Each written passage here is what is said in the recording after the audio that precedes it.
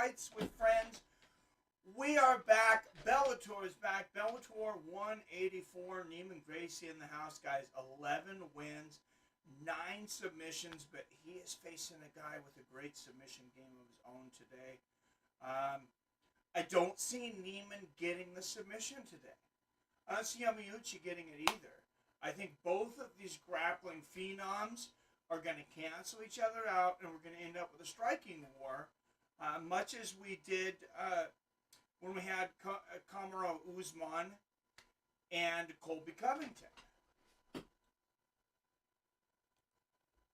I really think that's going to be what happens here. But we'll see. We got a great main card here with 5 fights. We got former female flyweight champion, former female flyweight champion, Ilima-Lei Macfarlane, in the house tonight, trying to bounce back. She's got a tough opponent. You got Austin Vanderford coming back after his lone loss. It was his first loss ever. He lost to Gegard Mousasi, of course, and he lost quickly and violently, by the way. Got Jeffrey. Who you have? What's up? What's up? Bill Hughes in the house. What's going on, Tyler?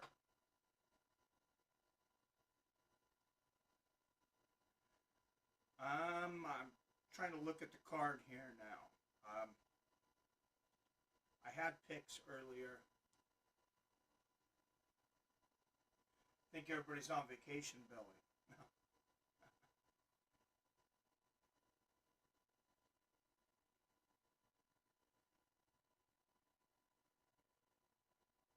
Oh, Aaron Jeffery. Aaron Jeffrey's 12-3. I don't know a lot about Aaron Jeffery, though. The fights should be on right now on Showtime. I'm heading over there right now. Just woke up from a little nap. Are you watching the fight? Yes, I will be watching the fight here, Tyler. The prelims just ended. It's just the overlap into the main show. But they should have fighters coming out any moment here.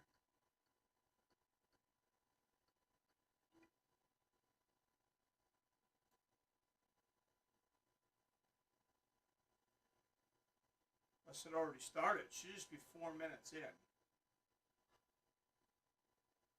But I will say the pacing on Showtime's been much better lately than it has been in the past. It's like they actually listen to somebody. Maybe somebody should say something to the UFC.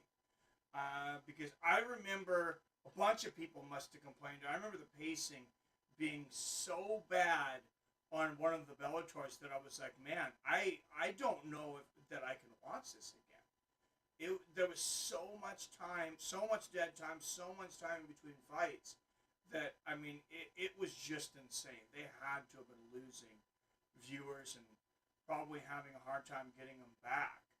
So after that, yeah, the pacing really picked up. It's the name to which he says he owes his entire career. The commentary has not started. I will do commentary on the fight once it has started. I'm going to bring up the card here in a moment, though. As soon as I can kill the sound on this.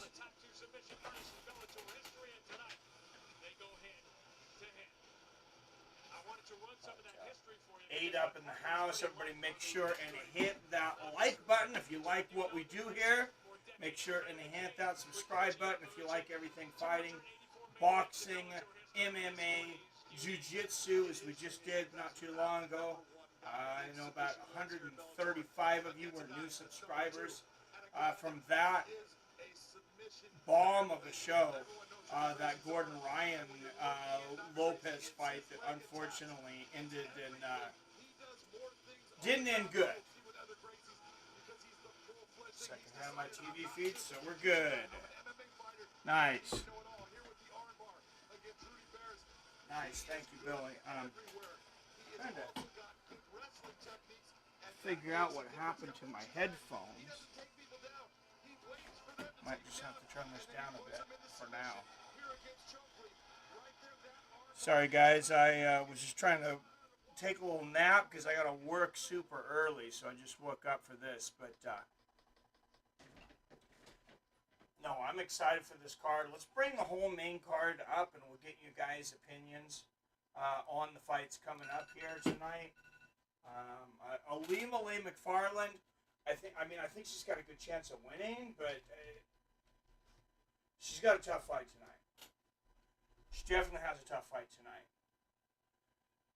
For people that were able to go out and bet on this one, or for people that are able to bet online, I think that there's some opportunity on this. There is often more opportunities on Bellator cards lately than there are the UFC ones. Maybe just not as much.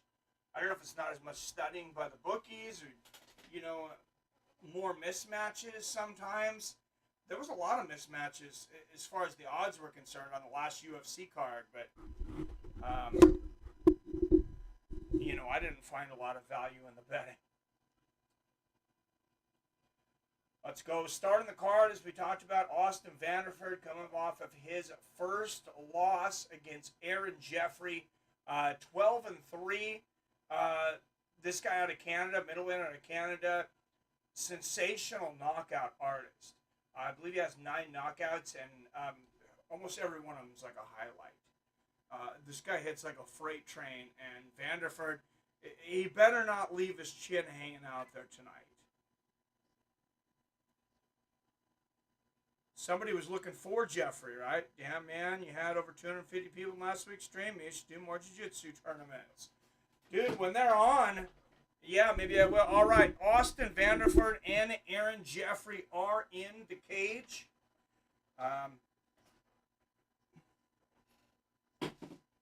So we should have some fight commentary here any moment.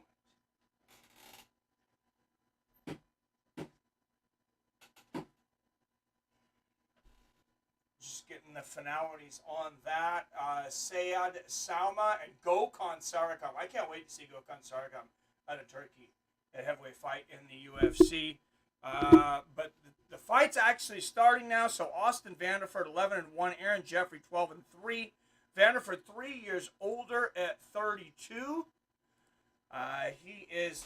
Jeffrey is 3 inches taller at 6'2", and let's get it going. Mr. Paige Van Zandt versus Aaron Jeffery. Yes, yes. What's going on, Frank Knapp? Check in from work on East Coast. Nice. Hey, thanks for popping in, man. Always good to see you. And I think this should be a good card. As most of you know, they're usually in here. I was at the last Bellator card live. I thought their production was phenomenal. They're in South Dakota this week. I actually almost went to South Dakota because I thought I could cover it, and I thought, oh, it'll be cheap to fly into South Dakota. It was not cheap to fly into South Dakota. It was like $700 for a round trip. Because I almost went up there because you could get really good seats for $50. I mean, they were starting at $20, really good seats for $50. But the plane ticket, I just was not having it. All right, out of the red corner, Aaron Jeffery. And out of the blue corner, with 6 of his 11 wins by knockout or sub, 3 knockouts, 3 submissions. Number 2 ranked middleweight in Bellator, Austin Vanderford. What's up, PBR in the house? Good to see you, my friend. Bobby Wambacher is the referee for this one. Those not familiar with him, real good guy, actually. I've talked to him a lot online. I might have to have him on the show. He's got a lot of insight into the game. He is refereeing all the time. Like I was talking to him, he seems like he's in a different city every night. But Jeffrey's in the black and blue shorts. Mr. Van Zandt in the black and white. Low leg kick from Vanderford early. And like I said earlier, nice right hook to the body there for Jeffrey and a left hook upstairs. Somebody was calling Jeffrey, already picking Jeffrey to win. I don't know a lot about it. Big right hand for Jeffrey. Vanderford's hurt already. I don't know a lot about him, but I know he likes to finish fights. He does not mess around. He doesn't like visiting with judges. Oh, big right hand right on the temple. And another one for Jeffery. I have a feeling Vanderford is in trouble tonight. He's got to be on his A game because Aaron Jeffery is lighting him up right now.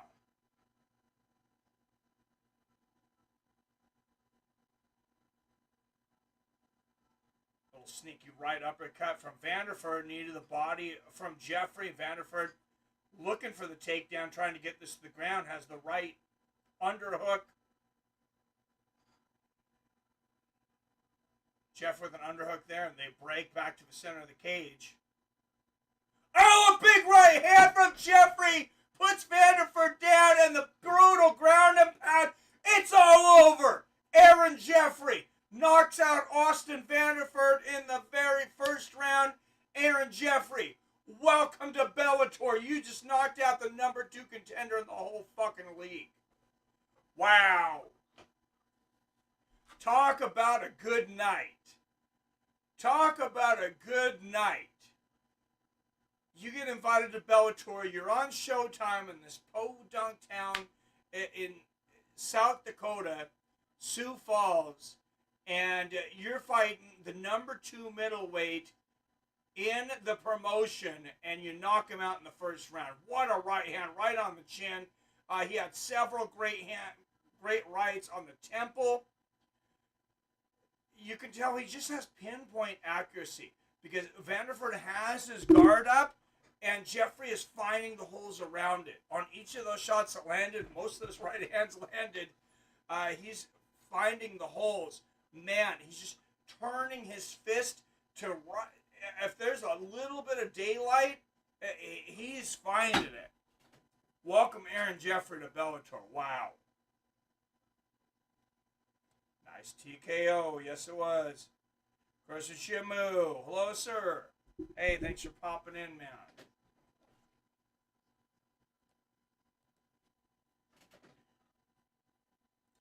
Punch hit behind Vanderford's ear. Yes, it did. That was wild.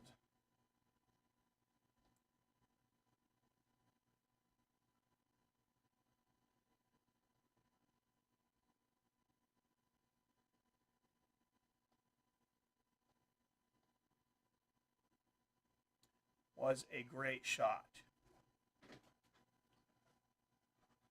How's everybody's week been going? UFC, Marlon Vera, Dominic Cruz tomorrow. I'm excited for that one. For those that are up for it, I'll probably be working through it, but there's a PFL show tomorrow, actually super early. Starts at 9 a.m. Pacific. At least on the West Coast, it's pretty early. 9 a.m. Pacific. Noon on the East Coast, and UFC doesn't start till 4 p.m. They're going to run right into each other, so you should be able to watch the PFL show on ESPN and watch UFC right afterwards. So that's pretty awesome. And Mr. Big John McCarthy going to have an interview here with Aaron Jeffery. Let's listen in for a moment. I think we can get away with some audio on the interviews.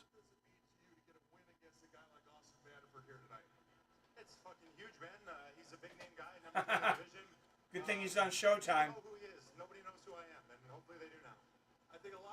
Just came to Bellator and his second word was fucking. Like I said, it's a good thing he's on Showtime. Generally, guys that finish almost every fight, though, talk like a sailor. Your name now in the middleweight division is going to carry weight. Who is it that you look at and you say, I should be fighting that guy next to get close to that title? Like I always say, give me the biggest scrub in the division. Let me get another highlight reel knockout and a couple paychecks, and then we'll talk big names again. Oh, this guy's smart. He's won 7 in his last 8, but he's smart. He says, you know, give me a couple of these scrubs. Give me a couple of these warm-up fights. Let me make some money. Let me get my name built up. Then we'll talk about fighting for the championship. Well, you started out at the top of the line, dude. You just knocked out the second ranked middleweight in the world, but I'm sure he wants to get some zeros on that paycheck. But Aaron Jeffery first fight in the UFC, and I have a feeling there's a good chance we're looking at Bellator's next middleweight champion. Gegard Mousasi, of course, recently dethroned. Cheetah was my favorite fighter. He's quickly becoming one of mine too, man. That guy's a savage. He's humble. I loved his last fight. He started out a little slow and kept on working up, and the cardio took over, and I think that could be an issue for Dominic Cruz. I know there's a lot of people with a lot of clout. A lot of the top analysts are choosing Dominic Cruz. A lot of them aren't. I'm not surprised Marlon Vera is a favorite coming into that fight. He's almost a 2-1. I think that's probably fair. But if you're going to talk about fair and a 2-1, I mean, it's math. He has twice as much chance of winning as Dominic Cruz. That's the lie. And, I agree with it. Dominic Cruz, when it goes into later rounds, I mean, his body has failed him. He got stunned. He almost got knocked out by Pedro Munoz. And that's how short of a memory of fight fans have. Dominic Cruz's last fight, people are like, oh, he's back. He's, he might fight for the title. He might fight Petr Yan. He just fought a guy that was on the brink of getting cut from the UFC and almost got knocked out in the first round. I mean, by a hair, he survived that first round. Let's slow down a little bit. I know he's a former champion, but he's 36 years old. He's had a ton of injuries, and his chin's not what it used to be. I got Marlon Vera big in that fight. Meatball Molly added to November 12th MSG card with Adesanya versus Pahea's main event. She's getting to be a big star quickly. And you see the heavyweights. This is the heavyweights top 10 for Bellator they're showing right now. Said Sowma, who's fighting tonight. 3 of their top 10 are fighting tonight. There's Gokhan Saricam. 6 of his 7 wins by finish. 5 knockouts, 1 sub.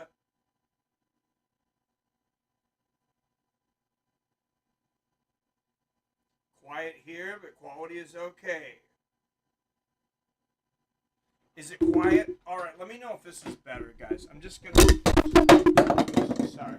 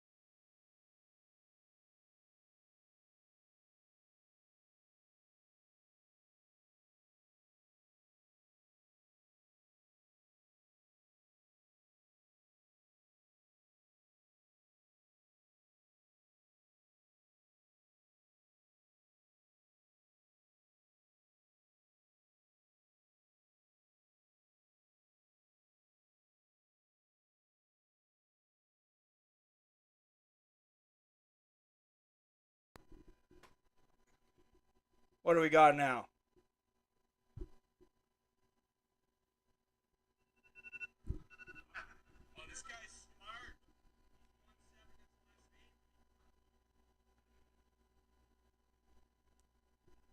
smart. Still no sound? Oh, shit.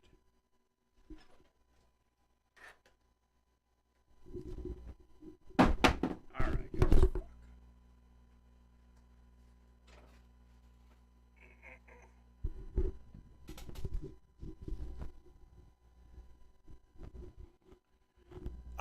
Okay.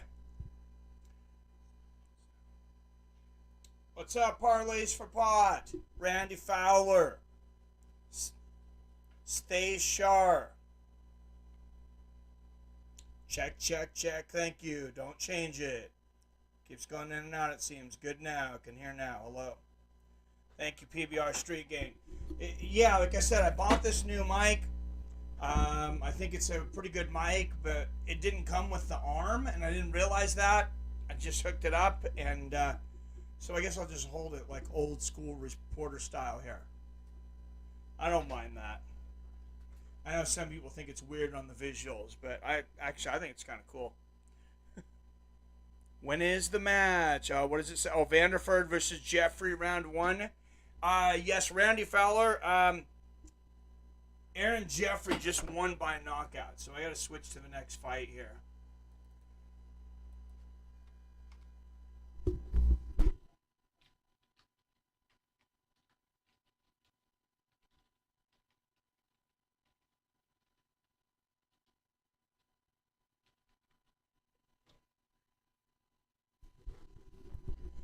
Stream's down, so watch your companion. I'm from Pennsylvania. Nice to meet you. Hey, good to meet you, man. Thanks for coming in.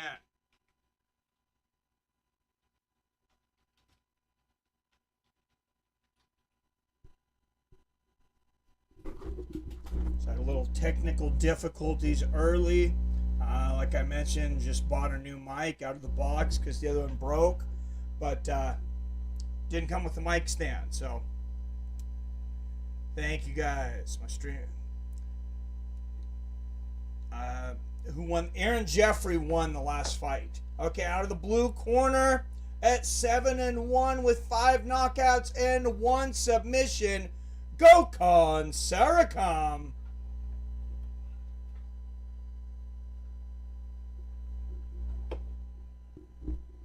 And out of the red corner, 6 of his 8 wins by knockout or submission, 5 knockouts with 1 submission. He is the number 10th ranked heavyweight in Bellator, Said Sowma.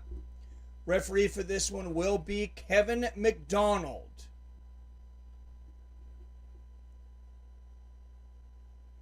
Both of these guys, heavyweights, both right around 235, 238, so not your, say super heavyweight kind of guys, right about that Stipe Miocic's weight, or the old school. I just flipped again. I can hear the reverb. Don't notice the noise, you won't notice it. Or don't know the noise. So it's $500 in literally 5 minutes. Thanks, Jeffrey. Oh, shit. Yeah, that's how I felt last week. I didn't have a good week on bets. I was lucky that one of my parlays was canceled because the Arian Lipsky Priscilla Kahea fight fell out. Although I won every other fight on that parlay, so it might have been the only one I won. Good jab there from Saricam. I believe this is his Bellator debut as well. Front kick up the body there from Saricam. We got some really good fighters coming into Bellator recently making their debut. Good front kick to the body there from Sowma.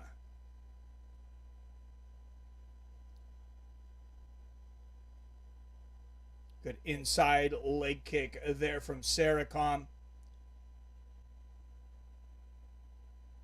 Nice outside leg kick from Sowma. Saricam landing that jab at will from the outside here. Sowma going for the 1-2, but just short. Saricam using that reach advantage here.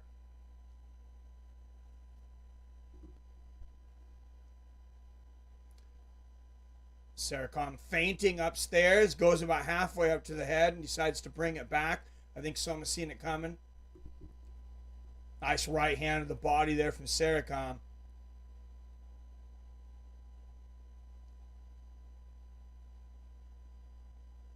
Inside a leg kick there from Sowma. Coming up, like I said, Ilima-Lei Macfarlane, former flyweight champion here in Bellator, fighting later.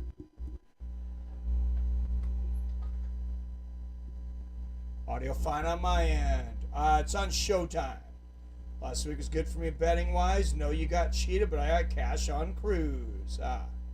Yeah, what odds did you get? That is a good question. Oh, good right hand and a left hook there from Saricam. And like I said, I mean, it's not UFC. We all know Bellator's not UFC, but there's still some nervousness with a new promotion. I do expect a lot out of Saricam, though. I think he's a really good fighter. Just exchanges of leg kicks here, and long filling out process. Oh, there's a nice left hook from Saricam. Putting his punches together now. Another left hand upstairs on the temple. And a front kick to the body from Saricam. He seems to be finding his bearing here. Oh, what a shot from Saricam. Look like a counter left hook. Someone was going for a right uppercut. Saricam countered with a left hook. And Saricam immediately going for the back. Sowma standing up, though. Saricam's got the body lock. We'll see if Sowma's about to go for a ride. Going for the belly to back, and there it is. Slams him down to the ground. Looks to get hooks in, and Sowma counters and reverses it and ends up on top. Saricam, just the way he looked there, it was almost like he's put on 15 pounds since the last time he fought. It's like he wasn't quite sure where his body was, and he could have just slipped. I got Saricam for the win. I wish I would have looked at the odds on this one. I wish I would have made a trip to the casino, because I wouldn't doubt if Sowma was the favorite on these. But my opinion, he shouldn't have been. Sowma on top inside the guard of Saricam now. Figure out the noise, actually interference when your phone is near the mic. Oh, that's weird. Okay. Thanks for letting me know. And Billy's right about the sound. Mic is too near something. Ah, gotcha. You guys might hear my air conditioner running too, which I'll shut off for a few minutes, and you guys can tell me if that was it. But I don't think I'm going to be able to shut it off for the whole stream because it's pretty freaking hot. All right, good knees from behind here from Sowma, who's made a good comeback in this round. And you might be able to make a case that he came back and won the round.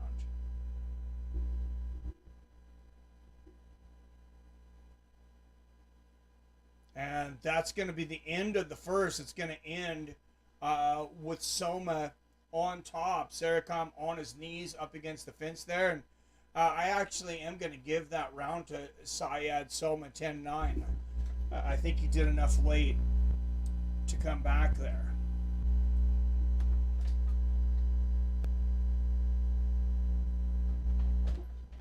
How is it now? Because I'm not near anything.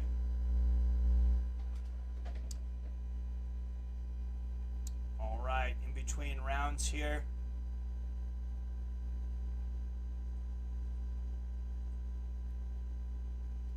We'll go to round 2. Like I said, anybody looking to watch along on this, it's on Showtime.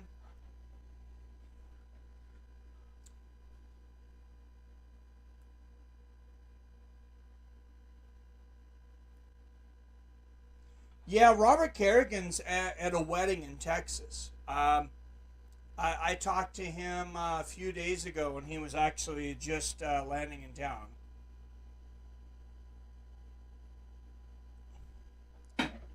All right, here we go. Nice body kick there from Saricam to start the second round. Inside a leg kick there from Sowma. If Saricam can keep this standing, I think it's going to be his fight. Like they showed, he's only had one fight that's gone the distance. He's won all of those but one by knockout, the other one by submission.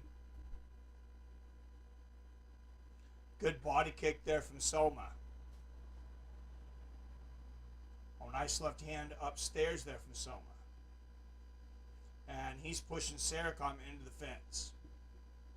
Which if Saricam doesn't want to end up back on the ground, and seeing now Sowma shoots. He's got underhooks.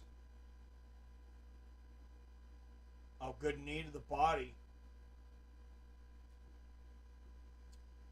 Knee to the body there from Sowma, but not able to take Saricam down right away. I think Saricam needs to keep moving forward, though. At least stay in the center or moving forward, circle a little bit. Sowma's, he's not likely to take you down if you're not packing up. Good right hook to the body there from Sowma. And a couple of reversals there, and Saricam's got the belly to, he's got the belly to back here. Knees to the thigh, hasn't been able to get the takedown yet, though. Of course, last round looked like he was going to get the takedown, and Sowma reversed it.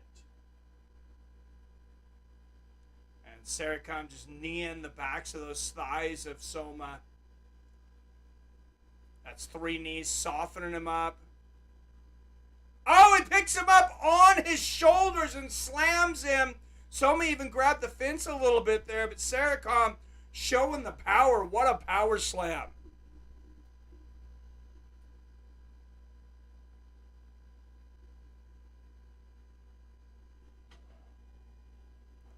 And Sowma on top now with the right hand. What's going on, parlays for pot? So far, I think Soma's winning.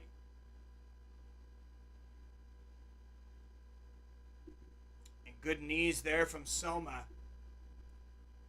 And Saricam about to go for a ride here. Possibly. Good knees to the back of the thighs there from Sowma. Yes, hit that like button. Bellator MMA up in the chat. Hello, guys. Good to see them coming in and giving us some love. Much appreciated. Good knees to the back of the thighs. There from Sowma, trying to drag Saricam down here. Guys, make sure and get that Showtime trial. Sign up for Showtime. You can sign up there through Amazon Prime. You know, there's several different ways to do it, but it's reasonable. You can get it. I think I'm paying like $8 a month for it right now. Good left hand from Sowma on the break. And back to the center of the cage. Left hand upstairs from Sowma and a body kick. Said Sowma really coming on since about halfway through the first round.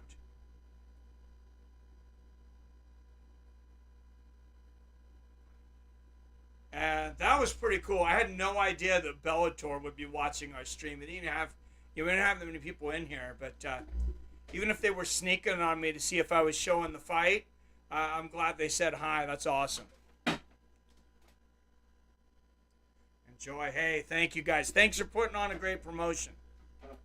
Good left hand there from Saricam. Outside leg kick from Sowma.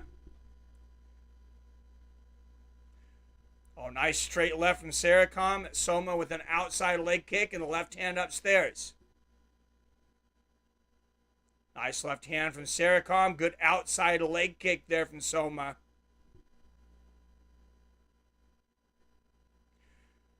Good left hook from Saricam.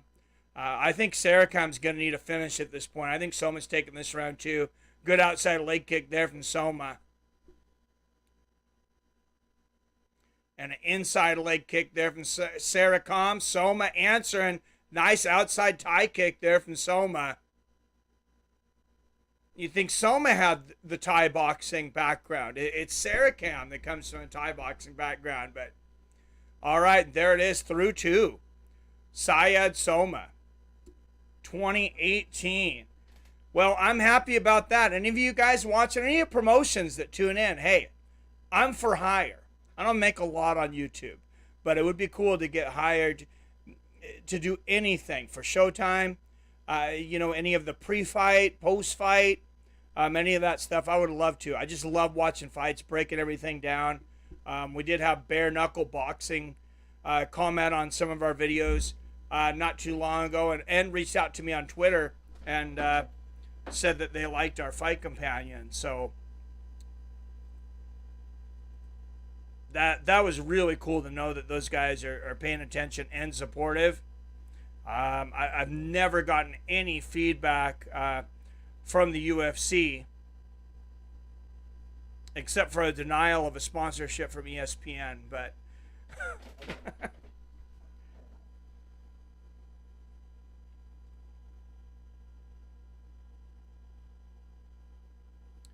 all right, both these guys are exhausted. Couple of heavyweights covered in sweat here, but here we go for round 3.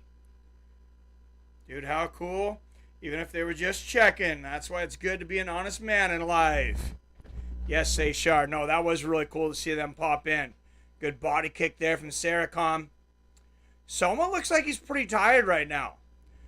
Big John McCarthy has this the same way that I have it, 20-18 through 2.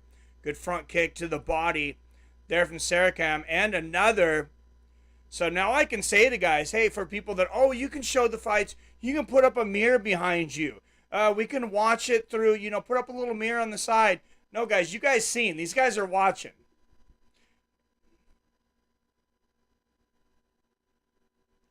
Good inside leg kick there from Sowma.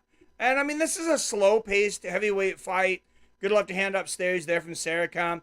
There could be, some more action to cover. Oh, good head kick there from Sowma. Right as I said that, though, he gets it right at the end of it. It catches, right around the ear of Saricam. Good left hand there from Saricam. You see total strikes landed 44-31 in favor of Sowma, according to CompuBox. Good right hand from Sowma. Saricam, I mean, he's got to find that old school overhand right or that head kick like he was going for a minute ago. He goes for it from the other side there. Good defense from Sowma.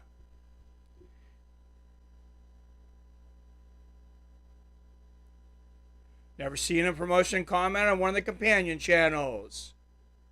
Yeah, that was cool. That McEnroe doc looks fired. Hey, what's up, John? Hey, just watching fights with my friends, having a good time, man. How about you? Get a left hook from the outside there from Saricam. And speaking of Big John McCarthy that's on the mic, I was listening to his podcast recently, his podcast Weighing In with Josh the Punk Thompson. And he kind of reiterated something that I've talked about, but I obviously don't have as much experience as he does. He was talking about the CompuBox. It's like if you haven't watched a fight and you just look at CompuBox numbers, don't do that.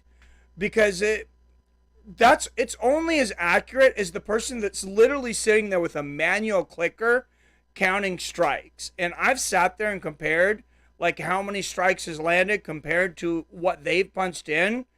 And some of the fights, I'll tell you, their counting looked very inaccurate.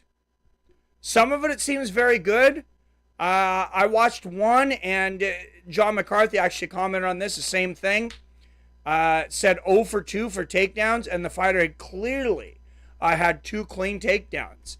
And the CompuBox person had them as 0 for 2. So, believe your eyes, not the stats. And Sowma again digging for a takedown here, but these two guys are exhausted. Saricam looking for a guillotine here. Oh, this might be deep. It's hard to tell on the angle there. But he's definitely under the... No, he's out. And Saricam going for a little Uchimata on the inside there. A little judo throw, but Sowma going nowhere.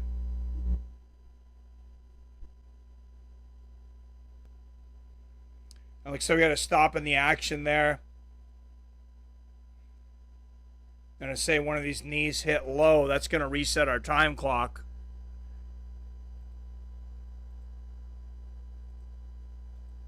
And we'll try to pick the time clock back up at 1 minute.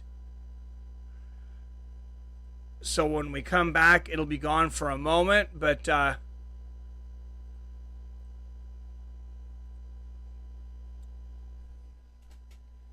yeah, Sowma's going to have up to 5 minutes to rest here.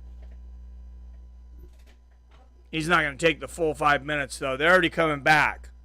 So I'll count you guys down to a minute. 119, 118, 17, 16, 115 left here in the third. Good left hand to the body there from Saricam. Oh, Saricam throwing that wild overhand right like I talked about earlier. I mean, he's gotten some really good knockouts from that. Good front kick to the body from Saricam. But, I mean, he definitely, I would say, needs a finish. I thought he clearly lost the first 2 rounds. Good left hand upstairs there from Saricam. Oh, there's the counter left hook, but Sowma landing a left hook of his own. Now they're swinging. Good left hand upstairs from Saricam. I'm not sure that Sowma knows he won the first 2 rounds. And, I mean, we can't see the judge's scorecard. So, I mean, who knows? He might not have where it matters. A couple of good left hooks there from Sowma. Nice 1-2 from Saricam. And a left upstairs. I like fighters that keep fighting even when they're up on the scorecard, though. Oh, good left hand right there from Saricam, though. Sowma playing with fire here. Good left hook upstairs from Saricam. Where was this earlier? And Sowma going for the head kick. That's going to be it. That is the fight. I gave Saricam the last round. I thought he came back. I thought Sowma won the first 2 rounds fairly easily. 29-28. Said Sowma on my side. Everyone should jump at the opportunity to hire Mr. Seattle Mike. Well, thank you, Chris Tsushima. I appreciate that. Stumbling across Parkour MMA today. Dudes run through padded obstacle course and fight 2-on-2. Another promotion has chicks fighting in lingerie. Oh, wow. What were you on? Like the Playboy meets MMA? No. Yeah, there's some interesting stuff out there, though. I seen ice fighting last week. It was on Fight TV. So a reason for some of that, unfortunately, guys, I mean, not that I don't have fun with a lot of that stuff, like Fight Circus and different things. I didn't really care for the fact that Fight TV, FITE, that sells pay-per-views for just about everything, was bought by Triller. I think it was about 6 months ago. The Triller promotion, who's gotten themselves in a lot of issues. That deal over in Florida with Vitor Belfort and Evander Holyfield, and that whole card. Honestly, I thought they might lose their promoter's license. They were right on the line.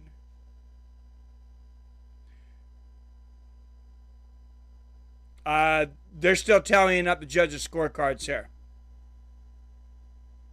So 3 rounds through, but we're waiting on the judges' scorecards. I thought Said Sowma won at least 2 rounds. The 3rd round was pretty close. No TKO in this one, Andrew. What's up, Andrew Vladimirovich?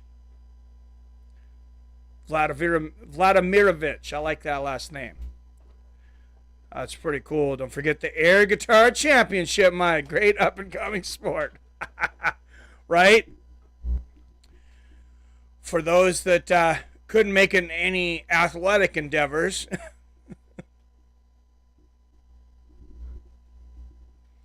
And this is a little worrisome. These judges taking a minute on these scorecards. I'm going to turn it up for a minute and we can hear the official decision.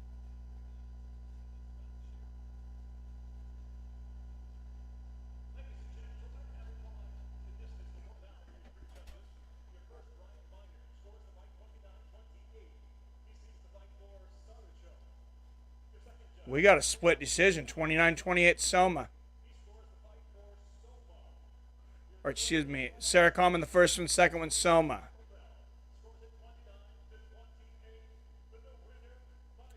$29-28. Wow. Wow. So Gokhan Saricam gets the split decision here.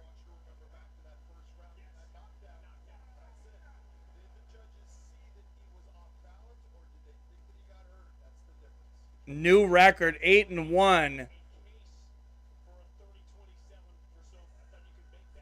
Wow, and yeah, the commentators kind of believing with me, even agreeing with me, saying that you could make a case for 30-27 for Sowma, and I was damn close to calling it 30-27 Sowma. I wouldn't have gotten too upset if you gave Sowma that 3rd round as well, but I don't know. That first round was close. The 3rd round was close. I guess.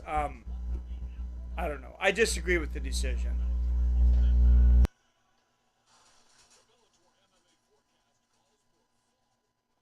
Yes, Saricam won. All right, I'm going to turn off the air conditioner, and some of that reverb will go away, I think. You guys can let me know if that was it. It's most likely going to have to come back on because this room gets pretty hot. But, yeah, Tony, that's kind of BS, man. I totally disagree with that. Only worthy thing Triller ever came out with, three-sided triangular ring. It forced guys to stand and trade.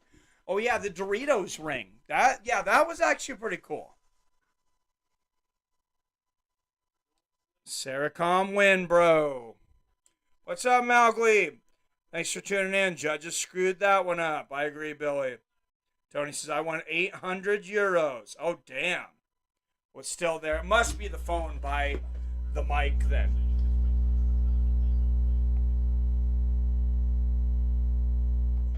Yeah, I think you were right there, Billy. Ilima-Lei Macfarlane, 11-2, 6 subs, 2 knockouts. Tied for third most subs in Bellator history. I believe that's man, woman, or child. Bruna Ellen, 6-3. She is a black belt in Kung Fu, taking on Ilima-Lei Macfarlane tonight. That is the next bout up. Really bad when you lean forward. Yeah, I think I'm leaning forward and grabbing my phone here. It's a bit awkward. I need like another third monitor here with just the comments really big, I guess. Only hear hum if Mike leans forward.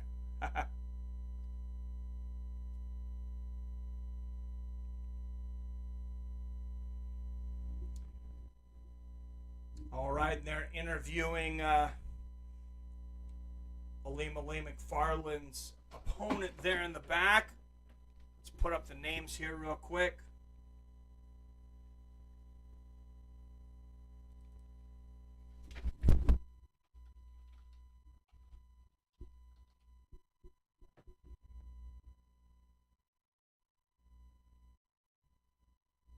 Little recap so far. Aaron Jeffery knocking out Austin Vanderford in the very first round.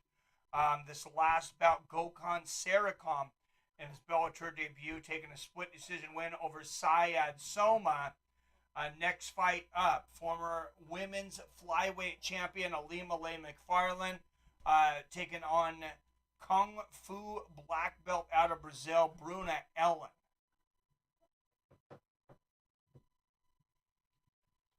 I'm going to go ahead and take Ilima in this one, but I think she's got a tough opponent tonight.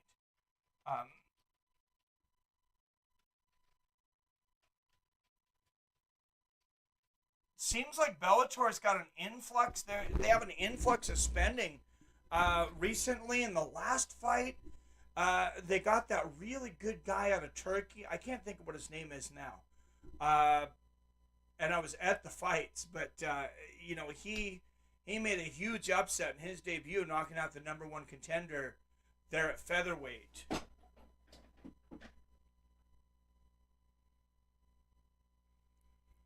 Let's go, 5-legger. What's up, John Garcia? Put your laptop there to follow comments.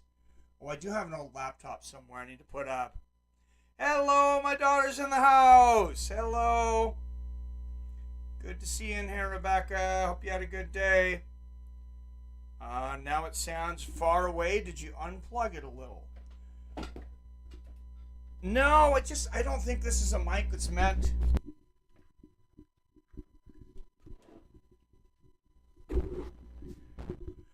I don't think this is a mic that's meant to move around a lot. It's meant to have an arm, but like I said, I bought it and I didn't realize that it didn't come with the arm. So I'll order the arm, and hopefully we'll have better results next week or tomorrow, if I can pick up an arm by tomorrow.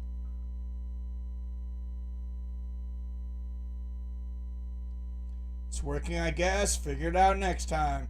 Yeah, I'm not messing with it right now. I could go back to the webcam sound, which is what I've had for like the last 5 shows. I got some complaints I got some complaints kind of offline and messages and some smart ass comments on our production value.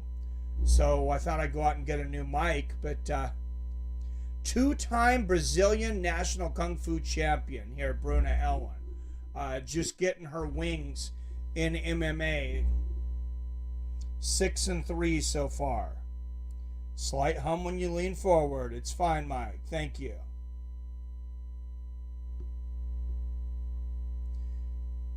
Yeah, I kind of have to lean forward just to mess around with things on the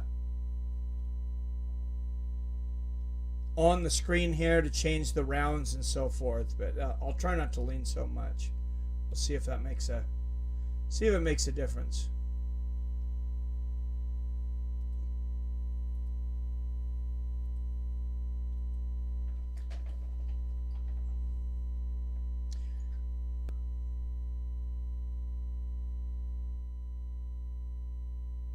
It was all right. My boss bought me boba, sorry, to make up for being stressed. So good day. Nice. You have a great boss, daughter. You can feel free to shout out your salon. I don't know if any of my viewers are going to be getting their nails done, but all right. The queen is here. The former Bellator Flyweight champion, Ilima-Lei Macfarlane, making her way into the Bellator cage. And I will tell you, for a live show, because like I was saying, I was at the last Bellator live show. They were in Tacoma. I hope they come back. I think the circle was better for viewing, at least live. It probably doesn't make a difference on television, but live, I liked the circle better for viewing from the outside. All right, Ilima-Lei Macfarlane, 11-2, Bruna Ellen 6'3", Macfarlane 6 years older at 32. Both women 5'4", and Macfarlane will have a 1-inch reach advantage at 66 inches. Look at that, though. Ilima coming in 4 pounds heavy at 129. So I think she's going to owe some money to Bruna Ellen. I don't know what the story is behind that, but Ilima way off on the weight. Says, I really do. Zen Nail Spa in Spokane. All right, out of the blue corner with a record of 6-3 and 1 knockout. She is a 2-time national Kung Fu champion and a black belt in Kung Fu, Bruna Ellen. Some sus MMA fighters are into pedicure girly stuff. All right, now to the red corner. Look at the notable championship wins. Kate Jackson, Valerie Letourneau, Alejandro Lea, and several others. And she has a huge fan base here tonight. Of course, she's very big where she's from in Hawaii.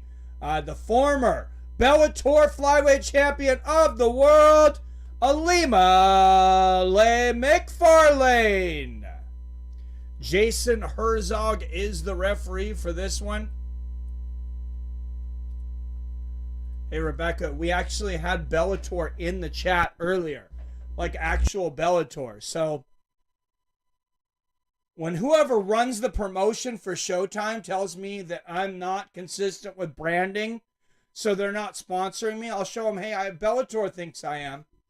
Good right hand there for Macfarlane. Macfarlane, she's swinging for the fences early. And, I mean, she's, like I said, she's going against a 2-time Kung Fu national champion here in Ellen. Good straight right there from Ellen. But in 9 fights, Ellen only has 1 knockout in her 6 wins. 4:20 left here in the first. That tells me maybe she was fighting a lot of those Kung Fu point fighting tournaments. Good straight right there from Macfarlane.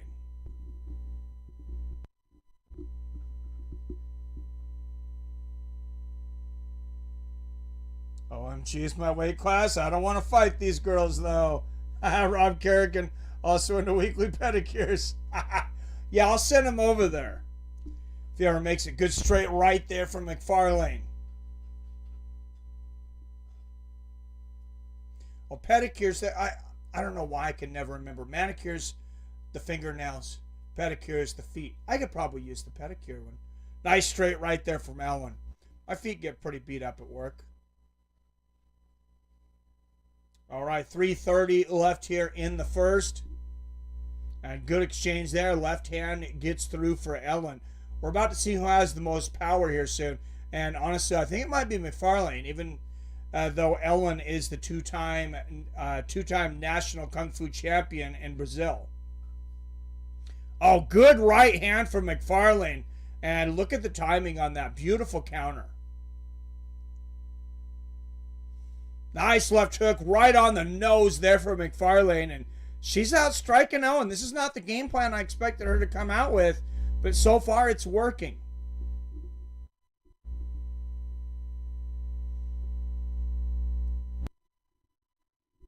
Good straight right there for Ellen. I mean, Brazil's not exactly known for their Kung Fu scene, so yeah, maybe there's a reason for that.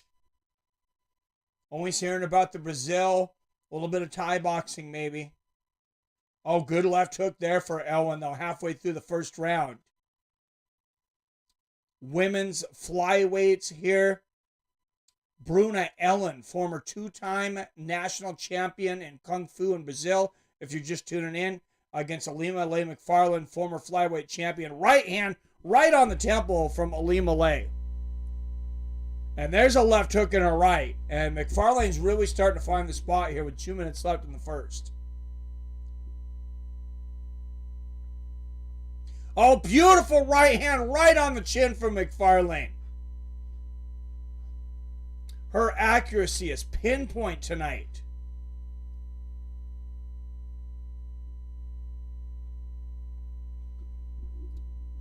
Oh, beautiful right hand from Macfarlane, and gets out to block the right hook from Ellen.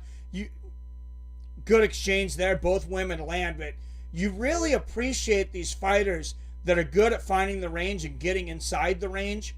Good counter left hook there from Ellen. After watching some of these matches where both fighters throw continuous strikes, you guys know what I'm talking about, and they're both just missing by margins. Sometimes for full rounds or even fights. Oh, beautiful 1-2 and a left hook at the end of it for Macfarlane. She is really finding her spot here against Ellen. Left hook and a right hand combo. Ilima-Lei Macfarlane taking this fight over. Oh, beautiful right hand on the chin for Macfarlane, and she is going to go down and shoot for the takedown now. Maybe she wanted to mix it up with the striking early. Even, Ellen with the two-time national championship, like I said, in Kung Fu, Macfarlane knew she only had one knockout. So maybe she watched some tape and thought, hey, I know I'm probably the better grappler, but let's strike a little first so I can mix things up and catch her off guard. And good defense. Good takedown defense so far here from Bruna Ellen. You might expect that would be her weakness, but so far, lands a couple of nice elbows as when Ilima finally does get the takedown and slams Bruna on her ass. Great first round for Ilima-Lei Macfarlane. And Bruna Ellen, she survived. That's about all you can say for her. What's up, parlays for pot? There's Valentin, Moldavsky, and Steve Mowry warming up there in the back. 21-2 between the two of them. The number 5 and number 1 ranked heavyweights in Bellator. Steve Mowry with all 10 wins by knockout, too. Undefeated, 10-0 with 4 knockouts and 6 subs. Valentin Moldavsky, 11-2 with 3 subs and a knockout. That one expected to be a barn burner, and Moldavsky, shout out to him for taking such a tough opponent, because he's next up for a shot at the title, and I think there's a good chance that he loses tonight against a guy making his UFC debut. If that happens, it will be the second week in a row that a fighter that was ranked number 1 in a Bellator division was beat by someone making their debut. Good right hand there from Macfarlane to start out the second. Yeah, like I said, huge influx of talent just in the last 2 cards for Bellator. Good inside leg kick from Ilima. And Bruna Ellen, she's just, I don't know if she's nervous. I think this is her first Bellator fight. I don't remember seeing a Bellator before. There's a nice 1-2 for her. She might be loosening up a little more now. But, I mean, Ilima's just been picking her apart tonight. Good 1-2 from Macfarlane. Oh, good left hook right on the chin from Ellen. And that forces Ilima to shoot for a takedown. And so far, Ellen's takedown, I mean, they've been on point. Maybe there was a learning curve in those first 9 fights. But her takedown defense is excellent tonight. Macfarlane, you know, she's a good grappler here at Flyweight. But Ellen just not having it. Macfarlane getting the 1 takedown at the very end of the last round. Just bounced her on her ass for a second.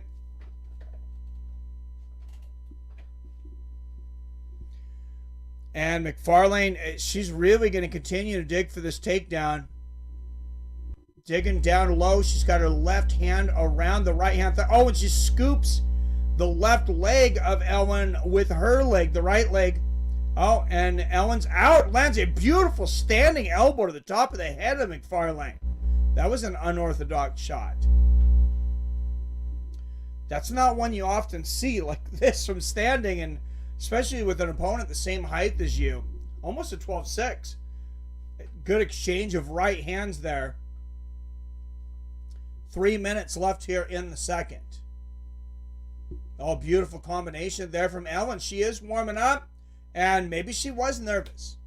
First time in Bellator. Couldn't blame her. We'll give her the benefit of the doubt. She seems to be coming into her own here in the second. I mean, you know, to come in fighting the former champion, that's quite the task. Nice 1-2 there from Ellen. Halfway through the second, good right uppercut from Ilima. But Ellen's starting to win several of these exchanges here in the second. I think maybe she's actually won. Oh, nice jab with a right hook behind it from Macfarlane. As soon as I say that.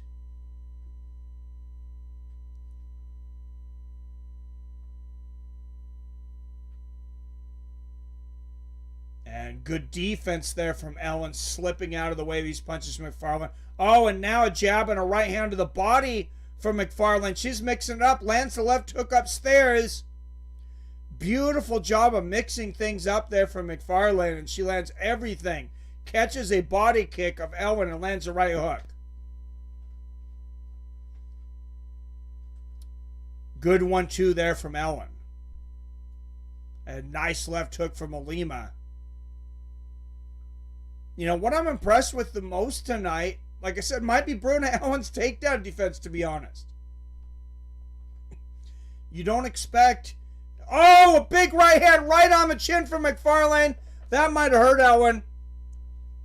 That was the biggest shot of the night, guys. And Macfarlane clinching with Ellen up against the fence. She's wraps her legs around it, but pulls Ellen right on top of her. Ellen's got the back. Macfarlane trying to throw her off here. Ellen almost had the backpack.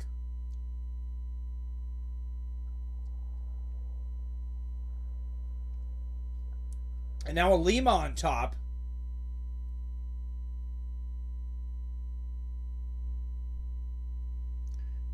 Good ground and pound here from the top from Ilima-Lei Macfarlane. Oh, nice elbow from the bottom there from Ellen. She does have some good elbows and very close to 12-6. I don't agree with the 12-6 elbow rule, so I'm not going to get too upset about it if it comes through, but I mean, technically, it's illegal. Oh, good job of Ellen getting to her feet, but it is the end of the round. And my scorecard 2018 for the former champion Ilima-Lei Macfarlane.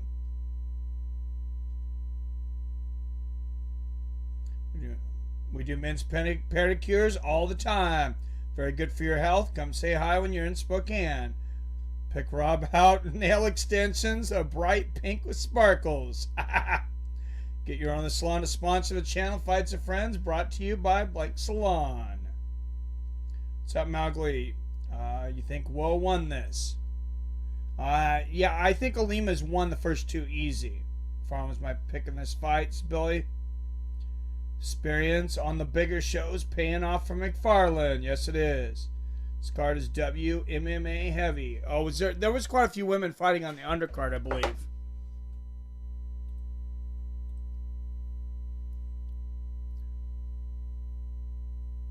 Just the one woman's fight on the main card, though. There's Logan Storley in the crowd.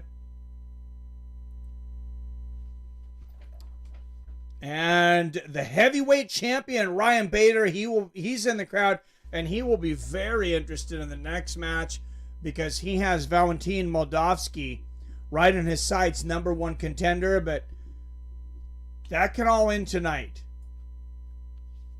Lowry, like I said, undefeated, 10-0 with 10 knockouts. Good right hand from Ellen to start the third, and a 1-2 and a left hand on the chin from Macfarlane. Wild swinging early. Now Macfarlane's going to shoot for the takedown. And Big John actually has it a round apiece. I was thinking the last round was closer. I still gave it to Macfarlane. A beautiful Ochigari on the inside there for Ilima-Lei Macfarlane. Great throw there. And she is on top of Ellen now. Ellen sitting with her back up against the fence. And they're just trading little pop shots here up against the fence as Macfarlane tries to get a better position here now. Ellen has some blood coming out of her nose now. She's up to one knee, and she's up, but Macfarlane's got the body lock. This just could mean that Ellen's going for a worse ride here. Macfarlane landed knees to the inside of the thighs of Ellen here up against the fence. And although Ellen's takedown defense has been good tonight, it's been mostly defensive. She's not landed a lot of strikes. And now she's got a guillotine. This is tight. She drops. Ellen's got a guillotine on Ilima-Lei Macfarlane. This is very tight. She sinks it in with the other arm on the way up. This is extremely tight. Ilima-Lei Macfarlane turning red. This would be an incredible upset if she submitted Ilima-Lei Macfarlane. This is extremely tight. And Ilima just put her thumbs up. I thought she might be tapping. Ellen still got this. She's got both arms in there on this guillotine. And she just put her thumb up twice. She's like, I'm going to make sure you know that I'm not going out. And now Ellen bridging up to put more pressure on this. She is really doing everything she can. Ilima cannot get out of this submission. Ellen almost crying. She's pulling on this so far. If Ilima gets out of this, Ellen's going to be exhausted. That's the one thing I will say. And if she doesn't have it yet... Oh, wow. She's really putting her body weight on this, though. This is... And Ilima crawling along the fence with her feet here. She may have just put herself deeper into this guillotine, though. I mean, Ellen's really got this sunk in. And Jason Herzog watching closely here. It's hard to tell exactly where anything is now because... it's just kind of a jumbled up pretzel. Herzog looking in to see if Ilima's still conscious. Oh, and she's just tightening this up. Ellen is from the bottom. What a long guillotine, too.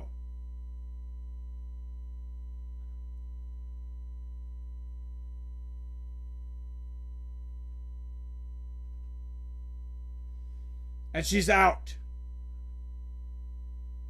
Ilima is out, and she's on top, but she's in Ellen's guard, and Ellen just has her at a weird... It's just like a weird angle to where it's just, Macfarlane can't really do anything from here. This could cause a stand-up now because neither women are doing anything because they're just kind of so wrapped up in each other they really can't do anything.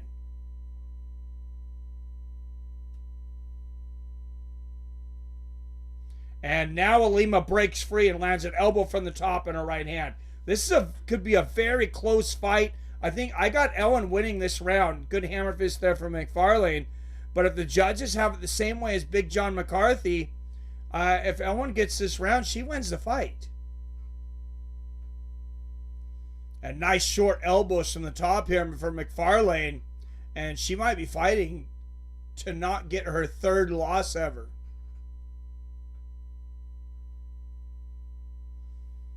And Ellen continuing to work here from the guard, landing some elbows, going for a triangle choke. I'm very impressed with Ellen's jiu-jitsu. Oh, big combination at the end there from Ilima-Lei Macfarlane. That's going to look good to the judges.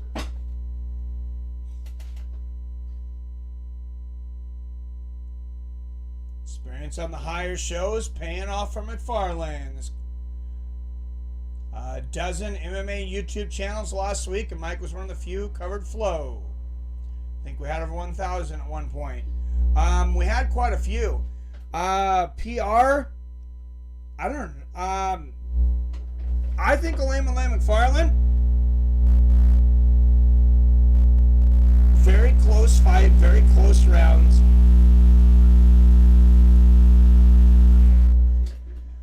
And I gave Bruna Ellen that last round. I got it 29-28 Macfarlane. But like I said, Big John McCarthy gave Ellen the second round. I can see why he gave it to her. It was a close round.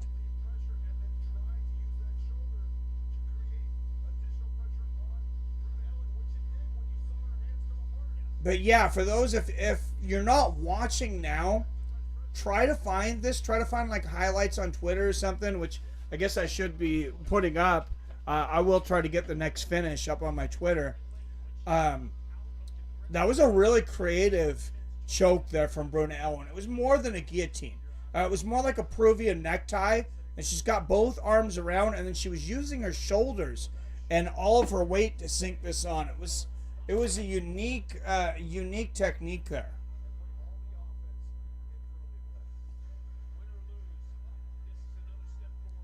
Thank you, Rebecca. I think you got to be really close on this mic. Proper position will earn submission. Absolutely. Absolutely, King James.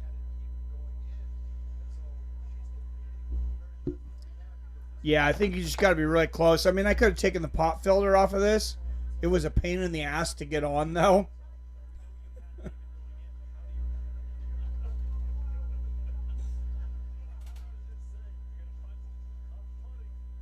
Macfarlane lose, I think, says Mowgli. Very likely. They're coming out with the judges' scorecards right now. And I will turn the mic over to Bellator.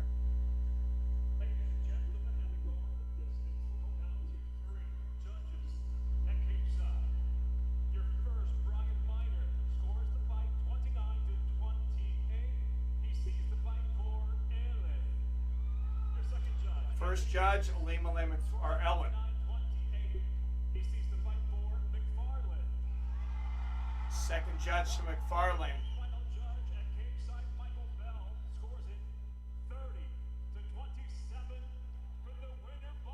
That's got to be Macfarlane, 30-27. Yes, and Ilima-Lei Macfarlane gets it done.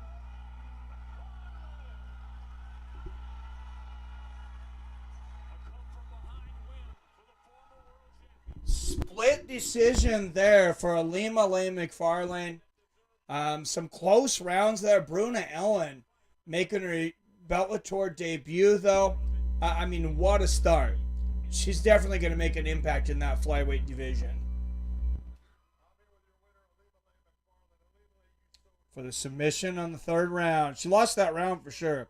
Sounds like feedback. Just make sure it's away from the other sound equipment in your phone might help. Man, it was very close. Yeah, it was very close, Mowgli. Yeah, I think it's a phone and different things. I'm reading the comments on the phone. That's the problem. I'm too old and too blind for this, guys.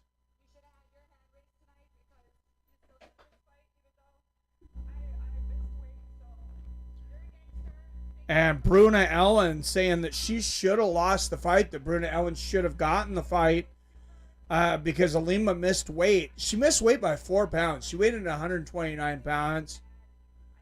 I mean, that's about all you can do at that point. Is, I guess, say your opponent should have won. But I don't know why she missed weight. I don't believe she's ever missed weight before.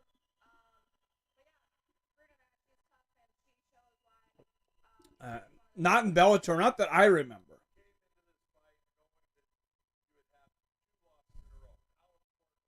And like Big John McCarthy said, Macfarlane, after going undefeated, former champion, had 2 losses in a row. So this was almost 3 tonight. Definitely on that post-championship slump.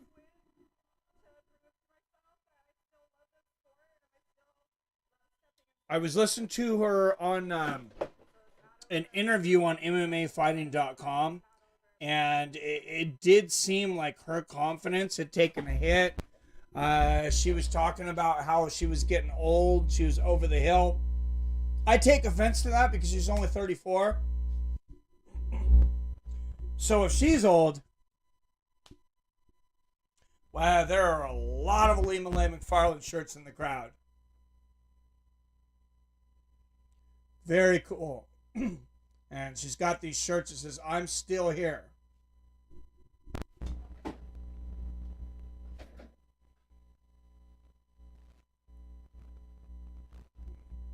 Yeah, it was very close. Heavyweights coming up next, guys. Thank you for the likes. I can see 24 up in the chat, 16 likes already.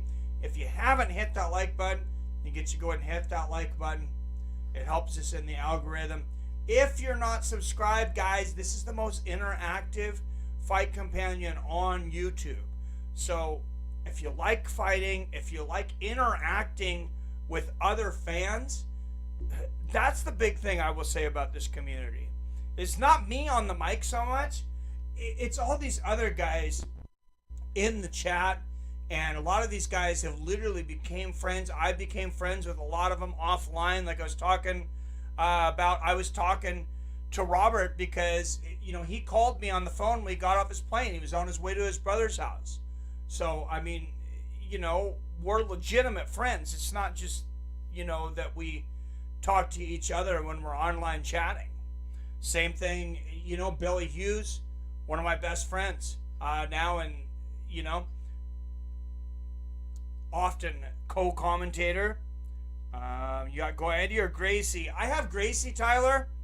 Who do you got? I have Gracie, but I think it's going to be a tough night for him because I don't think he's going to get the submission on Goiti, even though 9 of his 11 wins are by submission. If he gets it, it'll probably be late. But Goiti's also got a great grappling game. I think they're going to cancel each other out, and I think what we're going to end up seeing tonight is something similar to Kamaru Usman and Colby Covington, where the grappling canceled each other out and we ended up with a striking match.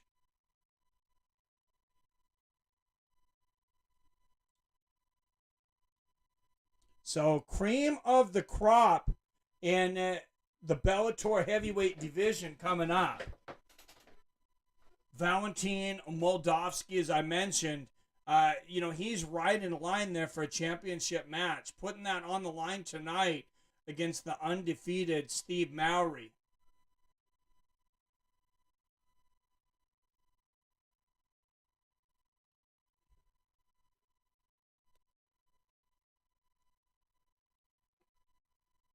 And I don't know who I was thinking of earlier. I said this was Steve Mowry's Bellator debut. It is not.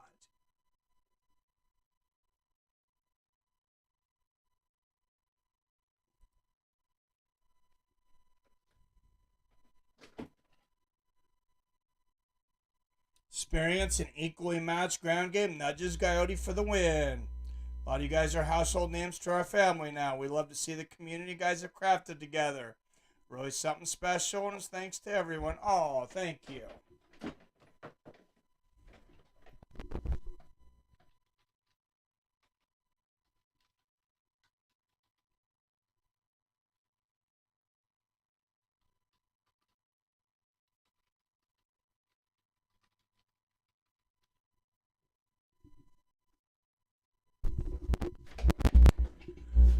All right, Steve Mowry making his way to the cage right now. He is the 5th ranked heavyweight in Bellator. 6 submissions, 4 knockouts in his 10 wins. He's never seen the scorecards. So if you think the judges have been a little questionable the first 2 times tonight, we're probably a lot less likely to see them in this bout. Which is fine because we like finishes here.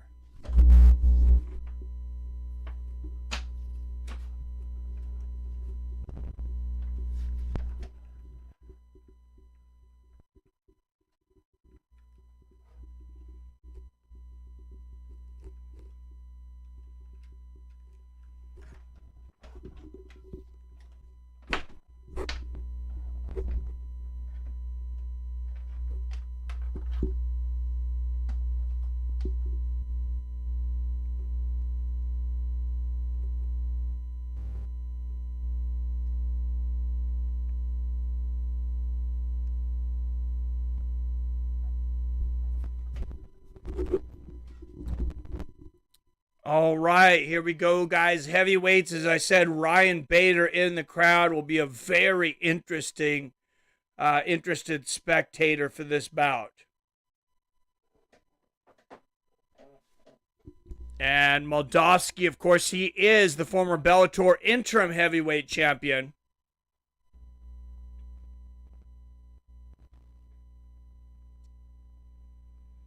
Making his way into the cage.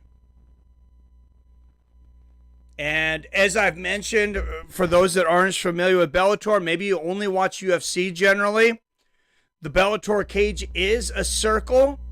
And a lot of people maybe don't know this. Almost everything's a circle because the octagon is actually copyrighted by the UFC. The word octagon and the shape, that cage, there's hexagons out there, there's circles out there, but you'll only see one octagon. You see highlights here of Moldavsky getting a big knockout over Big Country, former UFC veteran Roy Nelson. Then in June of last year, getting a big win over Timothy Johnson, who Timothy Johnson's a tough SOB. He's a tough out for anybody. Guy that ended, at least as far I think the MMA career of Frank Mir. Timothy Johnson. Valentin Moldavsky 11-2, Steve Mowry 10-0. Both men 30 years old. Mowry's 7 inches taller at 6'8" and 11 pounds heavier at 249 pounds. But Steve Lowry, a big dude, tall dude in MMA. You don't see a lot of these guys over 6'6".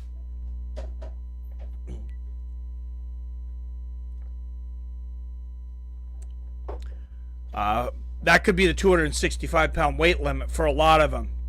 All right, first out of the blue corner, 10-0, 7 first-round finishes, 6 submissions, 4 knockouts. The number 5 ranked heavyweight in Bellator, Steve Mowry. And out of the red corner, weighing in at 238 pounds, notable wins over Timothy Johnson, Carl Albrechtsen, Linton Vassell, and Roy Nelson. He is the number 1 ranked heavyweight in Bellator and the former Bellator interim heavyweight champion, Valentin Moldavsky. All right, guys, here we go. 3 rounds in the heavyweight division.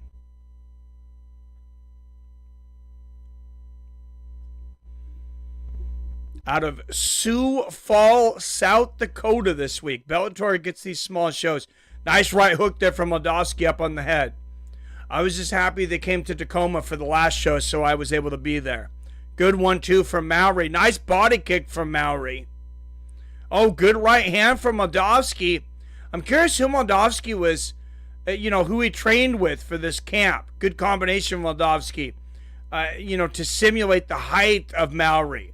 Big 1-2 from Moldavsky, and nice knee to the body from Mowry. Mowry not using that reach right away, though. He's letting Moldavsky get right in there. Right hand right on the chin for Moldavsky. And a right hook over the top from Mowry. Oh, and they're going to see an eye poke here. So that's going to stop the clock here. Let's hope the big boys swang and bang, says King James. Yeah, I hope so. Mowry generally does. All right, and there's going to be a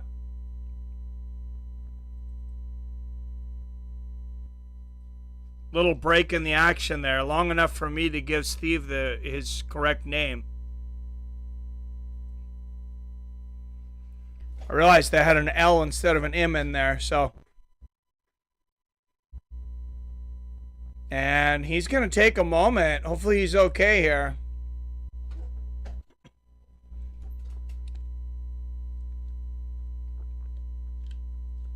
Bad luck in MMA these last few weeks in big fights with injuries. So I think Mowry is going to end up fighting, but you just get nervous. And anytime it's stopped for me, if it's stopped for like more than a minute after an eye poke, I start to get a little nervous.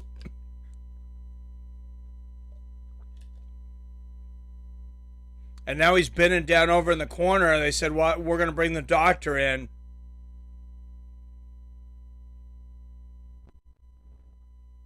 You really hope that this is not serious.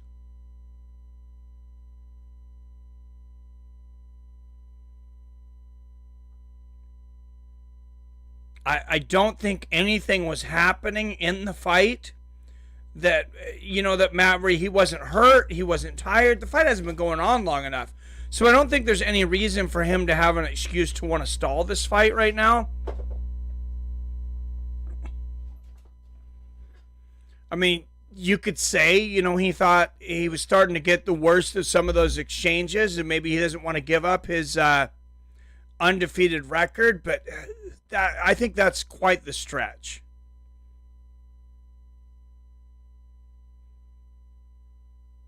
And you're Big John McCarthy saying, might be a scratch cornea. Watch the replay on this and see. Oh, yeah, and it's the finger right in the eye. It was almost the knuckle, which would not have been illegal and not even a reason to stop the fight. But it just did come down at an angle where he got the finger in the eye there. Steve would definitely crush both of them. Just put an eye patch on the other fighter to make it fair, and let's go. Oh, when he's shaking his head, I think Steve Mowry might be sitting this one out.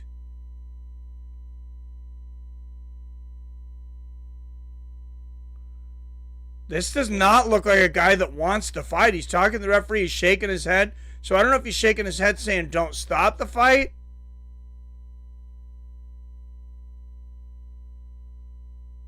So he's going to look in his eye with the flashlight here.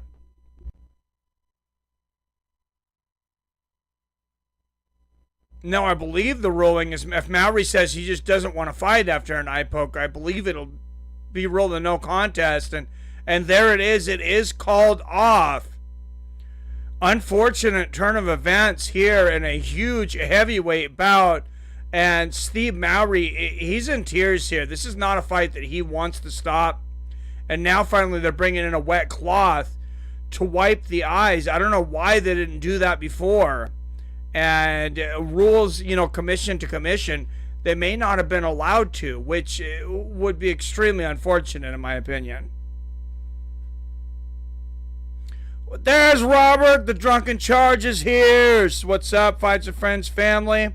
Stopping in real quick to say hi and I miss y'all. Just got back from Niece's wedding rehearsal on the beach on the Channel Island, coast of Texas. Nice. Good to see you, my man. Yeah, it is over. That sucks. Hope you're having a good time there, Robert. Nicholas de France, what's going on? Hey, will we see the fight on our screen? Well, being that Bellator was just in the chat, like the Bellator that runs their YouTube channel, yeah, I'm not going to show the fight. Sorry. I don't think they'd be very happy with me. I'm looking to get a broadcast spot here, not have my channel kicked off. But it is on Showtime. Check out Showtime if you want to watch along. As you listen to the chat, check out Showtime. You should be able to get like a 7 or 30-day free trial.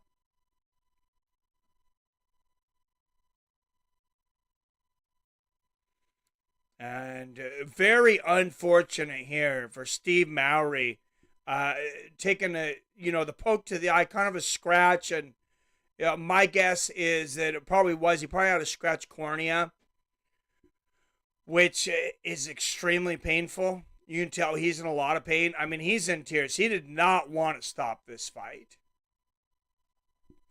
And embracing Valentin Moldavsky. But that's not a fight that's going to happen again anytime soon, because I think Moldavsky he'll get another title shot against Ryan Bader.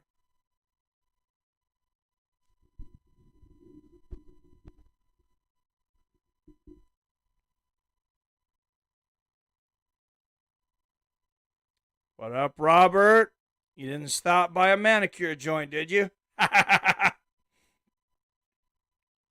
All right, this fight has been declared officially a no contest. And sad moment here for Steve Mowry. I mean, I don't think Valentin Moldavsky is real happy about the way this went down either. I mean, obviously it's not a win. It's a no contest. He is going to go on, and most likely his next fight will be against Ryan Bader for the heavyweight championship, because, I mean, I don't know who else you would put in there. You got the number one contender who was just in a fight, didn't suffer any damage. He's ready to go.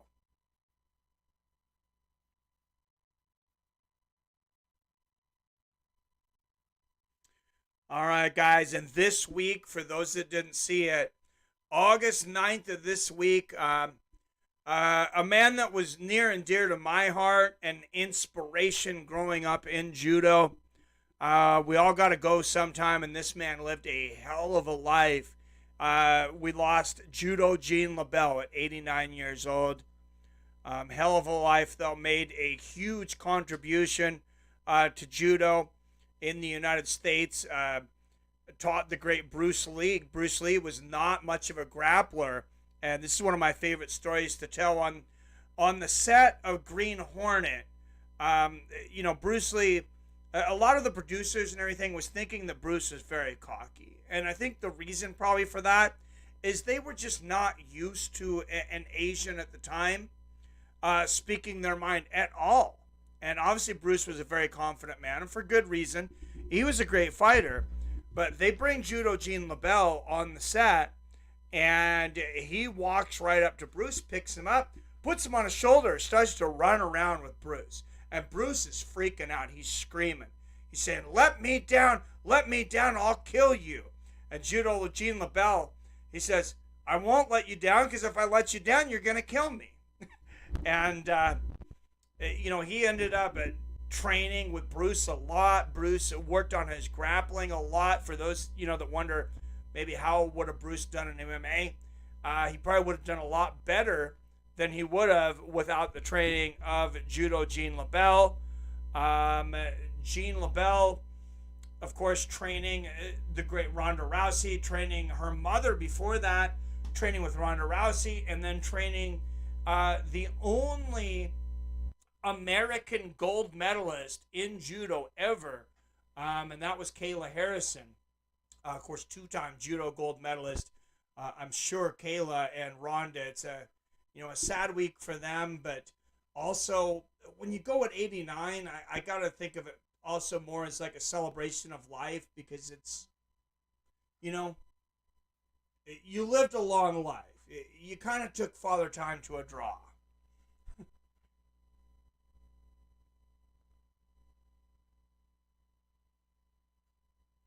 Fook, that was disappointing. King James Gina was a godfather of MMA. Yeah, sad to see him go, but man, he made a huge impact on our sport. What's up, Clavin in the chat? Good to see you, my man. All right, those of you that are new, I want to welcome those of you that are new that came and subscribed from our last stream. It was one of the biggest streams we've had in quite some time. That Flow grappling match, of course, ended in some controversy.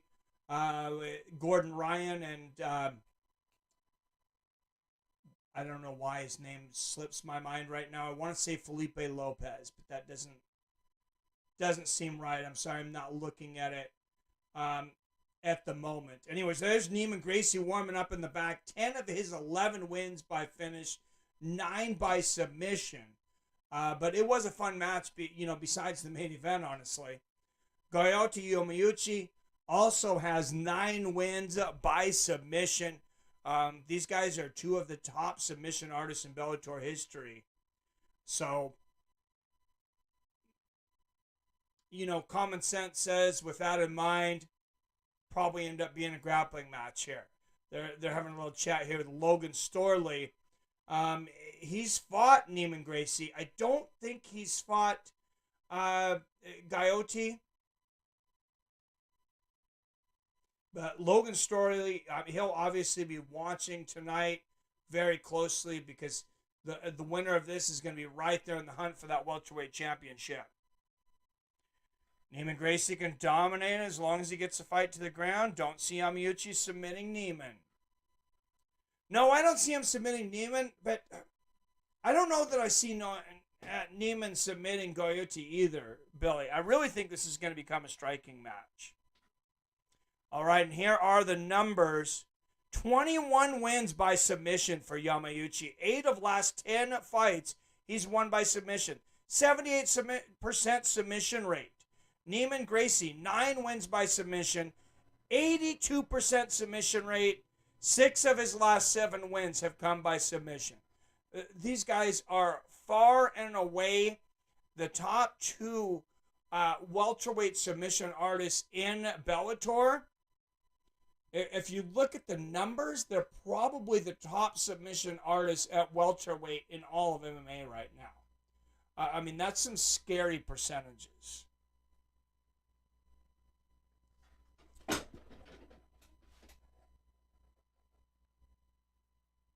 So, main event is coming up. We'll change the names. We'll give a recap of what happened tonight here in a moment. Unfortunately, our co-main event being stopped from an early eye poke.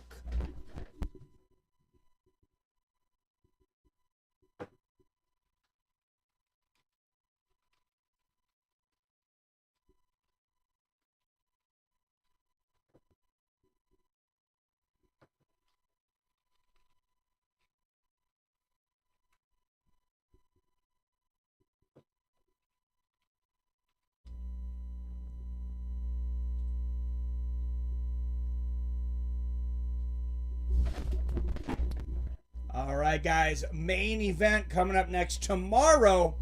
Of course, big Bellator card, Dominic Cruz, Marlon Vera on ESPN and ESPN Plus. Neiman Gracie coming into this bout, 11 wins, 3 losses, 9 submissions. Goiti Yamuachi coming into this, 27 wins, 5 losses. I believe they said 23 submissions. I mean, that is incredible. The only other guy that comes to mind in MMA that's still active with that many, wow. Well, first, of course, you got to go to Sakuraba. I'm not sure if Sakuraba is still officially active. Oh, and there you see Neiman, tapping out Ed Ruth and getting the heel hook submission over John Fitch.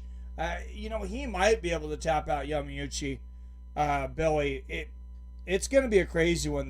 These guys are both such great grapplers. Jake Paul versus Andrew Tate. Would you tune in to see that? Ooh. Take a 4-time kickboxing champ and also a world-class douche versus Jake. So interesting possibility. I would prefer that Jake Paul not show up on my TV anymore at this point, to be honest. I'll cover him. Like I said, he gained my respect. He went in there. He did the damn thing. But he was a sideshow. Go over to WWE with your brother and make your money. You know, go to WWE. Do your YouTube shenanigans, whatever it is. You showed, you know, you can box. You learn how to box and you can box. You're not going to be a world champion. You're not going to be a world champion. You're not pay-per-view quality on your talent alone by a long shot.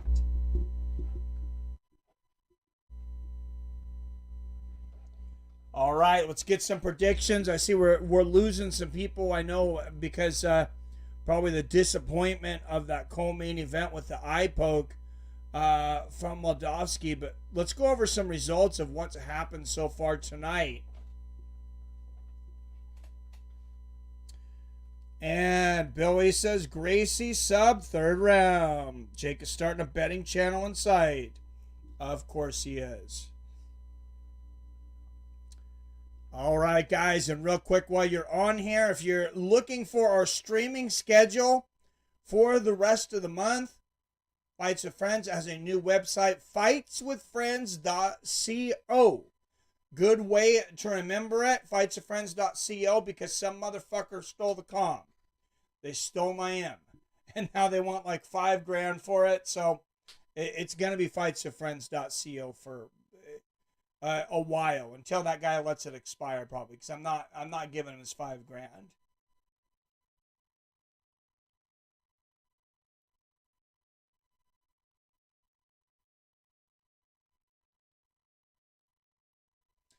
All right, making his way to the cage right now, Goiti Yamuachi, 2-time Brazilian Jiu-Jitsu world champion. I mean, I'm not saying that one of these guys won't get the submission, because both of them are good enough to submit the other, but also both of them are so good. It's like I have a hard time seeing them submitted by anyone. So I really do think this is going to end up turning into a striking match.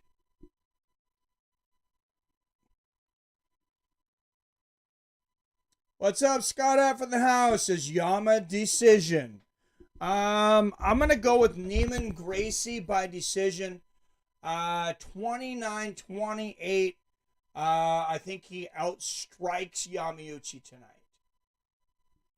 I think he outstrikes him, and I think he gets in the better positions.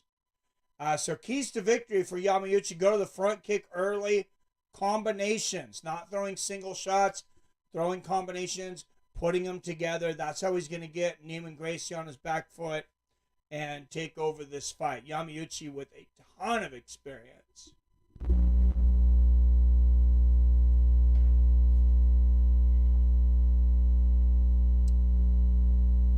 Yes, Robert. R.I.P. Jean LaBelle. Judo Jean LaBelle losing two legends of the grappling game this week. Earlier we lost... I can't think of his name now, but he was only 34 years old, a great jiu-jitsu icon, and just a stupid altercation with an off-duty, killed by an off-duty cop. And I don't know a ton about the situation, but it's unfortunate that we've lost him. And we got a super chat. Scott F, thank you, with the 555.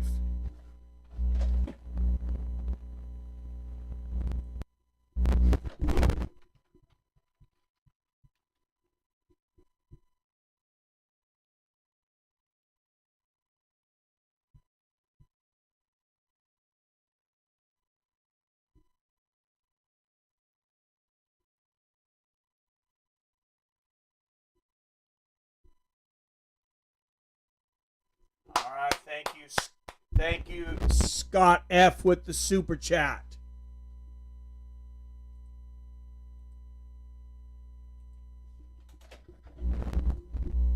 For $5.55. All right, tail of the tape. Neiman Gracie 11-3. Goiti Yamuachi's 27-5. Gracie 4 years older at 33, 2 inches taller at 6 feet, and reach exactly even at 74 inches. Neiman Gracie, the number 5 ranked welterweight in Bellator. Yamauchi not currently ranked because I don't think he's been fighting in Bellator. I believe he was over in Ryzen. That's a lucky number, 555. I like it. Yes. Oh, Leandro Lowe. Thank you, Robert. I think was the BJJ guy. You're right. He died this week, killed by an off-duty police officer that was drunk. Are you kidding me? That's horrible. That's horrible. Well, if he was negligent or, man, I hope they throw the friggin' book at him. All right, out of the blue corner with notable wins over Darren Cruikshank, Saad Awad, Daniel Weichel, Adam Piccolotti, and Martin Stapleton. Almost all by submission, guys. 27-5, Goiti Yamuachi. And he did defeat Darren Cruikshank over there in Ryzen FC. We're starting to see a lot of talent come to Ryzen from Bellator and the UFC. And Neiman Gracie, notable wins over Rudy Bears, Ed Ruth, and John Fitch. Submitted all 3 of those guys. Those are some big names to submit. 11 wins against 2 losses, with 9 wins coming by way of submission. Neiman Gracie. Jason Herzog will be our referee for this one.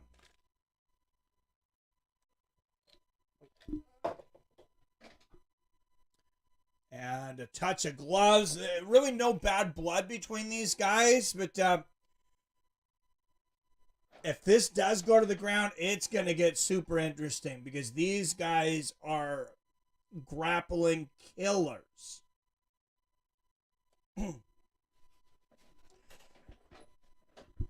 Between the two of them, over 80% of their wins by submission. Oh, big body kick from Gracie early. We mentioned, and a left hand upstairs from Gracie. We mentioned that Yamauchi, one of his keys to victory would be to get those front kicks going early. It's Gracie that lands the first kick, and he lands a right hook upstairs.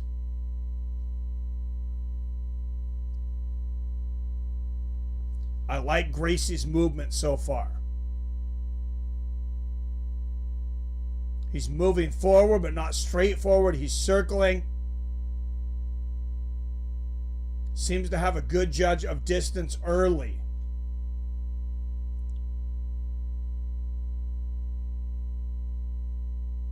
Oh, nice left hand there from Gracie, and they will clinch. We'll see if anybody gets an advantage here. Good knee to the body there from Neiman. Oh, nice right hook there from Neiman. And Yamauchi can strike. Nice left hand upstairs from Yamauchi, and knee to the body, and another left hand. Like I said, I really did think this was going to end up being a striking match, and early that's what we're seeing. We'll see if this does end up going to the ground. Good inside leg kick from Yamauchi. And a good front kick to the body for Gracie. This is 5 rounds. Around the end of last year, Bellator started making all of their main events 5 rounds. Of course, the UFC did that years ago. Good right hook there from Gracie. And another right. Oh, Yamauchi going for the head kick. Not too far off, honestly. Wouldn't that be crazy? Go ahead to Yamauchi, win by head kick. Left hand right on the chin there from Neiman Gracie. And another left. Oh, Yamauchi catching Gracie with the right hand. A right uppercut. Gracie's hurt. Gracie's hurt badly. And Yamauchi gets a nice little Ochigari on the inside. And he moves to side control. he may have a shot at a submission here because Gracie's hurt. I don't know if I remember anyone hurting Neiman Gracie so far in Bellator. But Yamauchi just caught him with a great counter shot. Nice left hook on the temple there in the ground and pound. And Yamauchi's going to let him up. That's kind of surprising. Maybe he figures Neiman is hurt and he's going to hurt him again. Oh, big left hand there from Yamauchi. And Gracie continuing to throw. Oh, and Yamauchi catches that kick from Gracie and lands a left hand. Yeah, Gracie still doesn't completely have his legs underneath him here. See Yamauchi outlanding Gracie 16-6 early, according to CompuBox.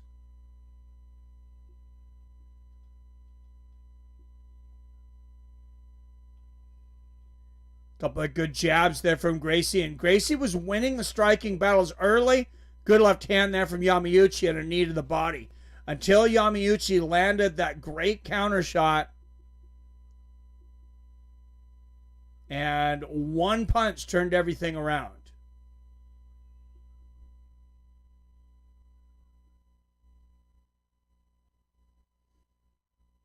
The fact that Neiman Gracie was hurt this round, unless he hurts Yamauchi, no matter what he does, he's probably going to end up losing this round. Oh, nice left hook there from Yamauchi. Good right from Gracie. But something judges have talked about, and they're talking about while they're training the judges, they tell them they want them to look for is fight-ending sequences. They said that's more important than anything. Good right hand there from Yamauchi. I think they want that to become similar to like the knockdown is in boxing. Good right hand and a left hook from Neiman. And to be honest, I have a hard time arguing with that. 15 seconds left in the first.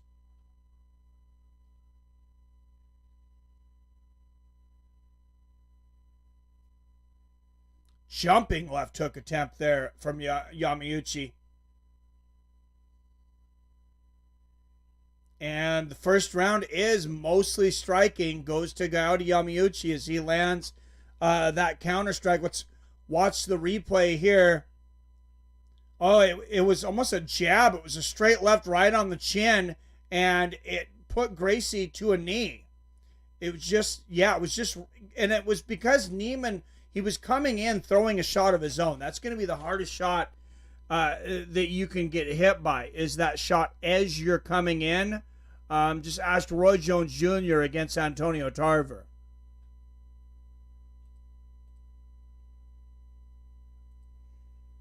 For those that don't remember, go back and watch that later.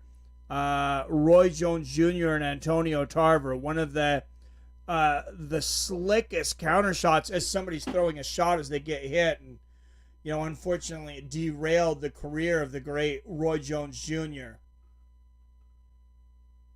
But it serves as a great example in combat sports. All right, round two, here we go.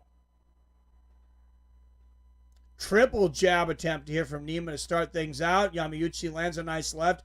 Outside leg kick gets through for Gracie.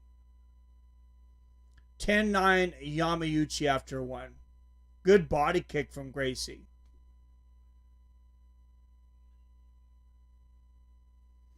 And I'm going to leave more of the commenting to you, Billy, and some of the moderators to keep from the feedback with the mic just for now, and I'll pick up the comments at the end of the fight and as we go over the results from this card. Oh, outside leg kick from Gracie. Yamauchi catches it, and Gracie spins to the ground. Yamauchi trying to decide if he wants to jump down on the ground with Gracie. Gracie trying to make sure that Yamauchi can't jump in and get a dominant position, that if he does jump in there, he's going to be jumping in his guard.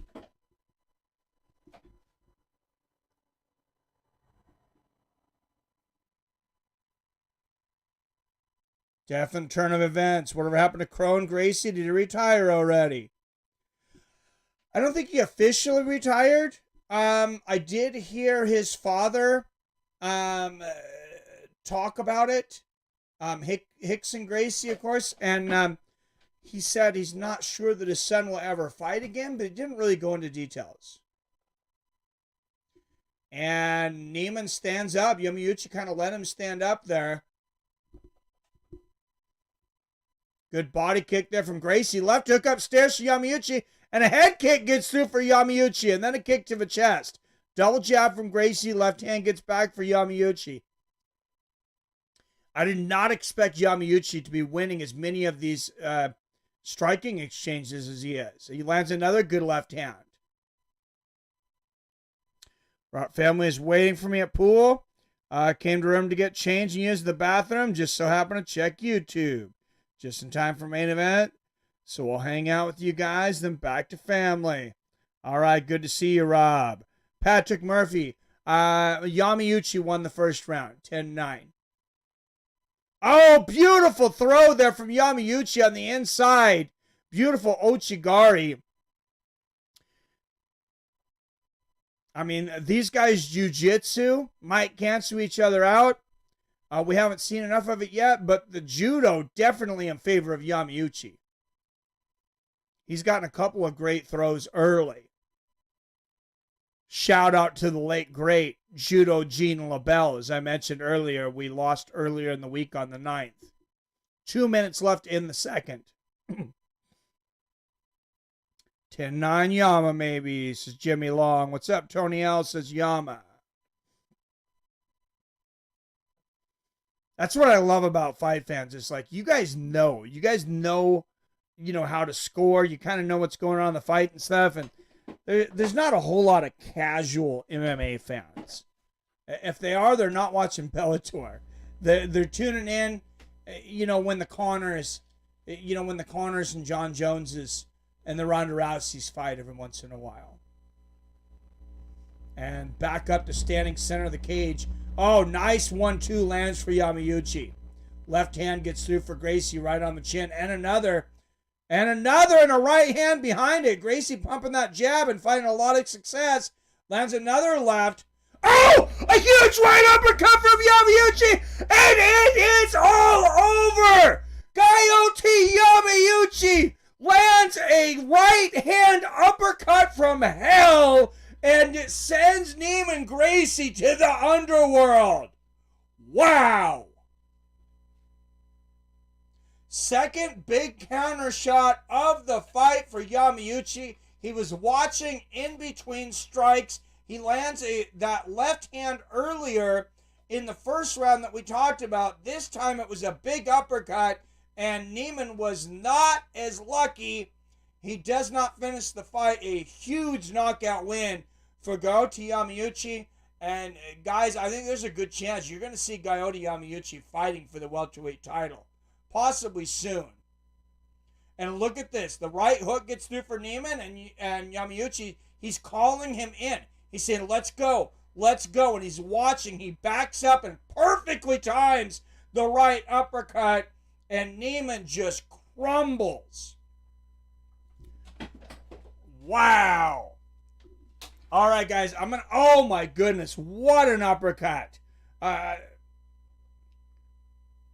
I did not know he had that kind of power.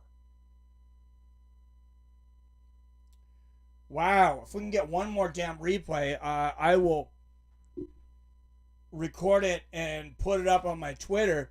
I was too busy admiring it and forgot to record it. But if you follow me over at Twitter, Fights with Friends, or excuse me, Seattle Mike at Fights W Friends, because it was too long.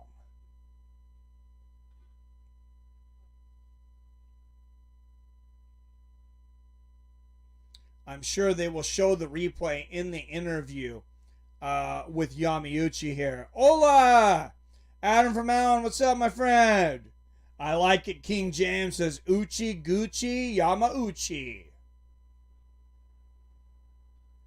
Robert says, holy cow. Thank you, Andrew Gray. Thanks for coming in.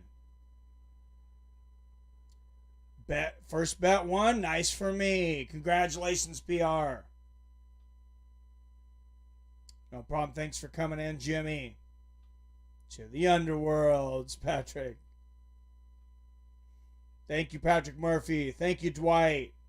All right, cheers. Got to get back to the family now. Talk to you soon. Talk to you soon, man. My speaking of any language other than English, I apologize, is a horrible canal. So hopefully somebody's got better Spanish or Portuguese than I do. He's the Asian McKee. What's up, Anthony Pretty Boy Taylor? Dude, he is tonight. Wow, what a win. All right, guys, and winner by knockout, 3:58 of the second round. Goiti Yamuachi and Neiman Gracie, and Goiti bowing to each other there. Nice to see that old school martial arts tradition. Yep, Neiman Gracie. All right, and let's listen in the interview of Goiti Yamuachi.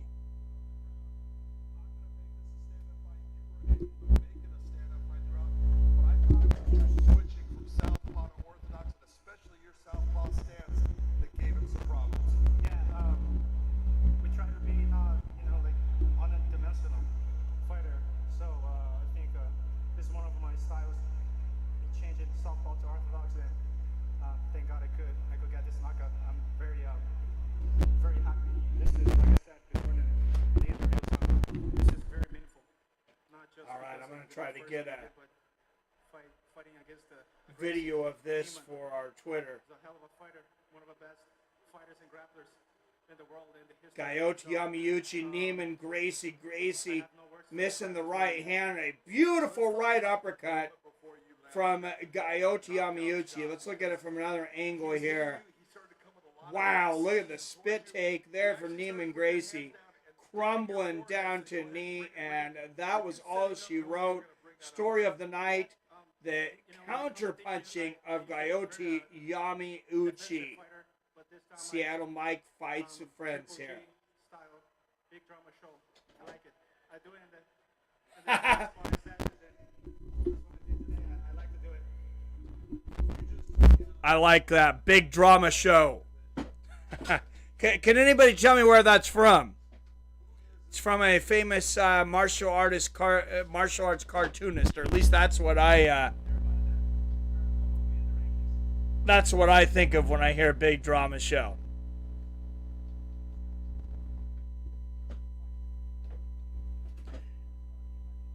All right, guys. For those that didn't see earlier, Bellator MMA, the people who run their YouTube channel, was in the chat. So I was glad that we keep it honest here, because I really don't want to get kicked off of YouTube, and I would love to work for them. I'll work for them. I'll work for the UFC. I'll work for PFL. You guys give me a call. My ringer's on.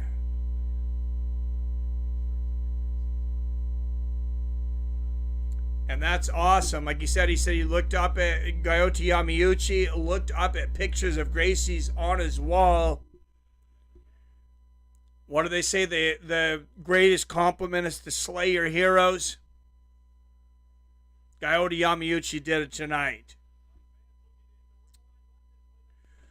All right. Of course, if you're watching, if you have Showtime, you can go back and watch the whole replay there. Prelims. If you missed those, they're on the Bellator YouTube channel. But let's go through the results of tonight's card real quick, and then talk about tomorrow's UFC card for just a moment before we wrap things up.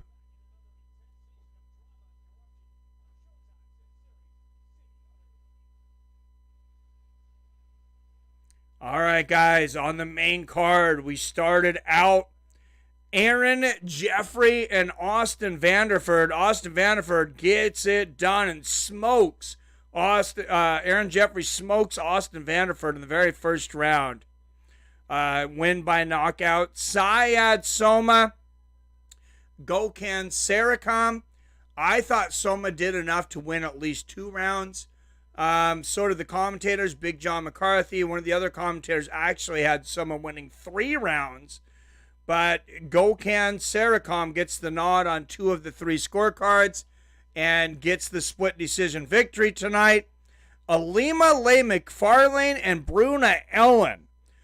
Bruna Ellen, for her Bellator debut, she brung it. Former 2-time national champion in Kung Fu in Brazil, but she showed her wrestling defense and her jiu-jitsu tonight, almost submitting Ilima in, I believe it was the 2nd round. Ilima coming back, though, and having a great bout, winning a split decision to end a 2-fight losing streak after losing her championship. In the co-main event, a disappointing co-main event, number 1 ranked heavyweight Valentin Moldavsky coming into this fight 11-2, looking for another chance against Ryan Bader against the undefeated Steve Mowry. Steve Mowry coming into this ranked number 5 at heavyweight, 10-0, 6 submissions and 4 knockouts. Gets a eye poke. Valentin, inadvertent eye poke. It looked like he's actually maybe scratched Mowry's cornea. Unfortunately, Mowry was not able to continue. That fight was ruled a no contest. Then the last fight of the night, Goiti Yamuachi gets the knockout victory over Neiman Gracie with a sensational uppercut. And by the way, I said I would get that uppercut on Twitter. I'm going to do that right now because I forgot.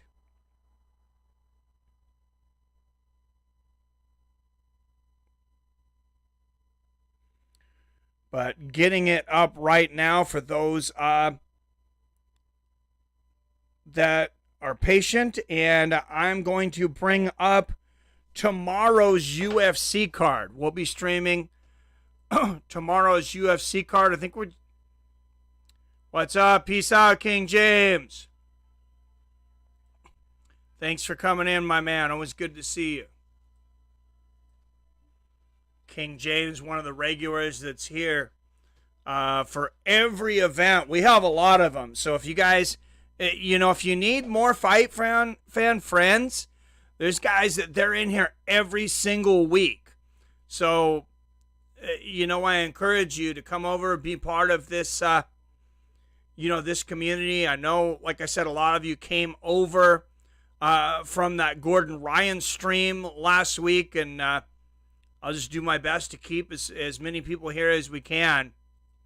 And I'm bringing up the Bellator card right now.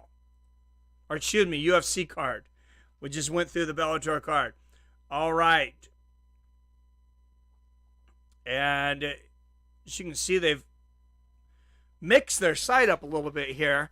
But in the prelims, you got Cynthia Calvillo and Nina Nunez. Used to be Nina Ansaroff, of course. That should be an interesting bout at Flyweight to start things out. Martin Boudet and Lucas Brzeski of Poland at heavyweight. So second fight in, you get a good heavyweight one. Angela Hill, I would say most likely fighting for her career. Ranked number 13, going against Lupi Godinez, though. She's a huge underdog, though, coming into this one. Yeah, I worry for Angela on this. I think she needs to head over to the commentator booth. Her and Sam Alvey, who I do have a word to say about here in just a moment. Everybody knows, Sam's been on the show a couple of times. He's a friend of the show. We know he unfortunately just suffered a horrible knockout loss. But let's move into the main card. I'm very excited about this fight. I'm very excited about this guy, Bruno Silva. Minus 285. I think he should be minus 600. I think he's going to smoke Gerald Mearshart like an old pack of Marlboros. Hey, Nude HD, get the fook out of here. All right. Moving on to women's bantamweight bout. This is actually a much better card than I thought it was. Now that I'm taking a second look, I don't know if there was a couple fights that were added. Besides this one, of course, this one was added. Ariane Lipski and Priscilla Cochea were supposed to fight last week. So here's the issue. They were supposed to fight at Flyweight last week. Apparently somebody was having real convulsions and was really sick after the weight cut. I didn't hear who it was. That's all I heard leak through. So shout out to the UFC for what they did here. They said, look, we know you just made this weight cut. We're going to ask you to fight again the next week. Let's make it a weight class up so you guys don't have to cut a second time. So they'll both be fighting closer to their own average weight at 135 here. I still have Ariane Lipski, one of the most violent women in MMA. Guys, light heavyweight bout when the odds are, they are close on this one. And I love this fight. Devin Clark and Azamat Murzakanov of Russia. That's a scintillating fight. Then this 3 spot. Yasmin Lucinda, she sounds familiar. Battle of the Yasmins, I guess. I am not familiar with Yasmin Uruguay, I think is how you say that, of Mexico. I do not remember her fighting at all. It might be her UFC debut.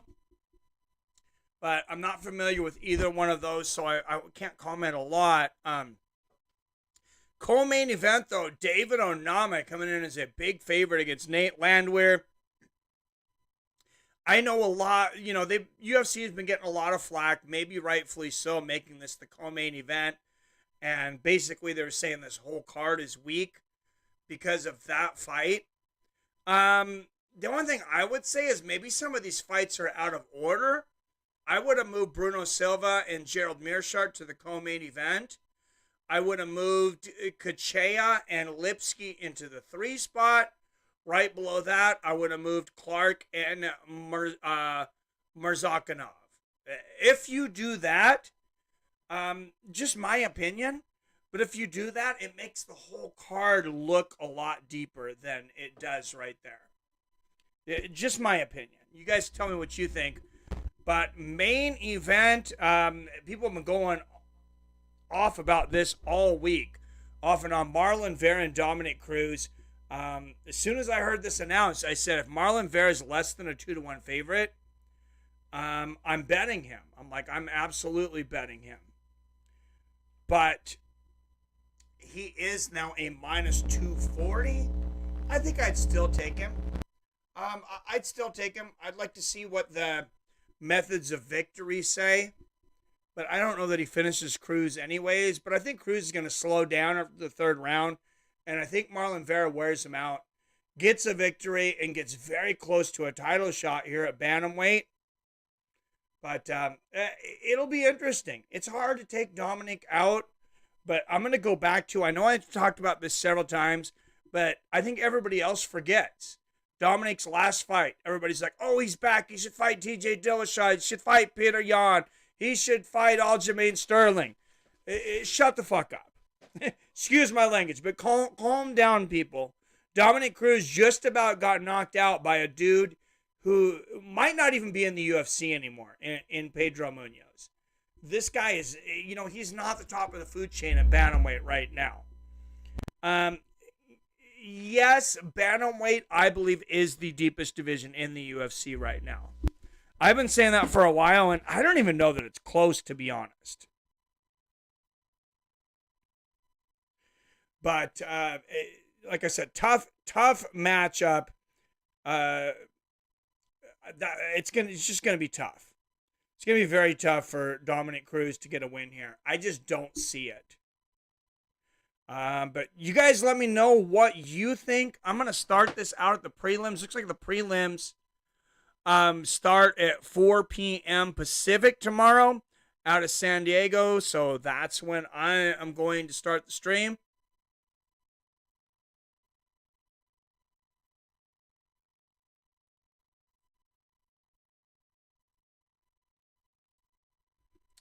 I hope I'll see you guys there. Phil D says it's a tough one, but I got Cheeto all the way. Yeah, I mean, it's hard to ever count Dominic Cruz out. His style is so fun to watch, and it's going to be sad when he's no longer in the sport, but he's 36. I think we're getting close, Phil. I think we're getting close to not seeing Dominic in here, and I enjoy, and this is probably selfishly, I enjoy watching him fight in his style so much. I almost wish he would just like take a run at Bellator if he loses this fight, or just fight lesser fighters, fight guys, you know, in the bottom of the top 15 or whatever, just because it's so entertaining. All right, Phil. Look forward to seeing you there, man.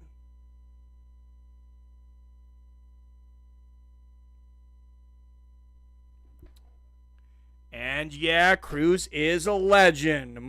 Very much agreed. All right, guys, I am getting this video up. Sorry it took so long. I'm doing this one-handed since I have to hold this mic this week.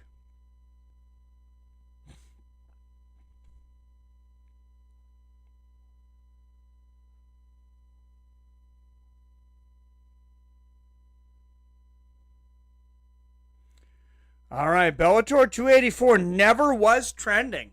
Last week was Bellator 283. Bellator 286 has been trending for quite some time. Bellator 284 never was.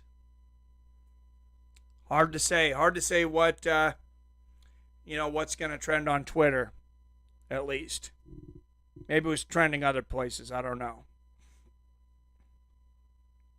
But just uploaded the knockout here, guys, and I'll give you guys the link, and then we're going to sign off for the night.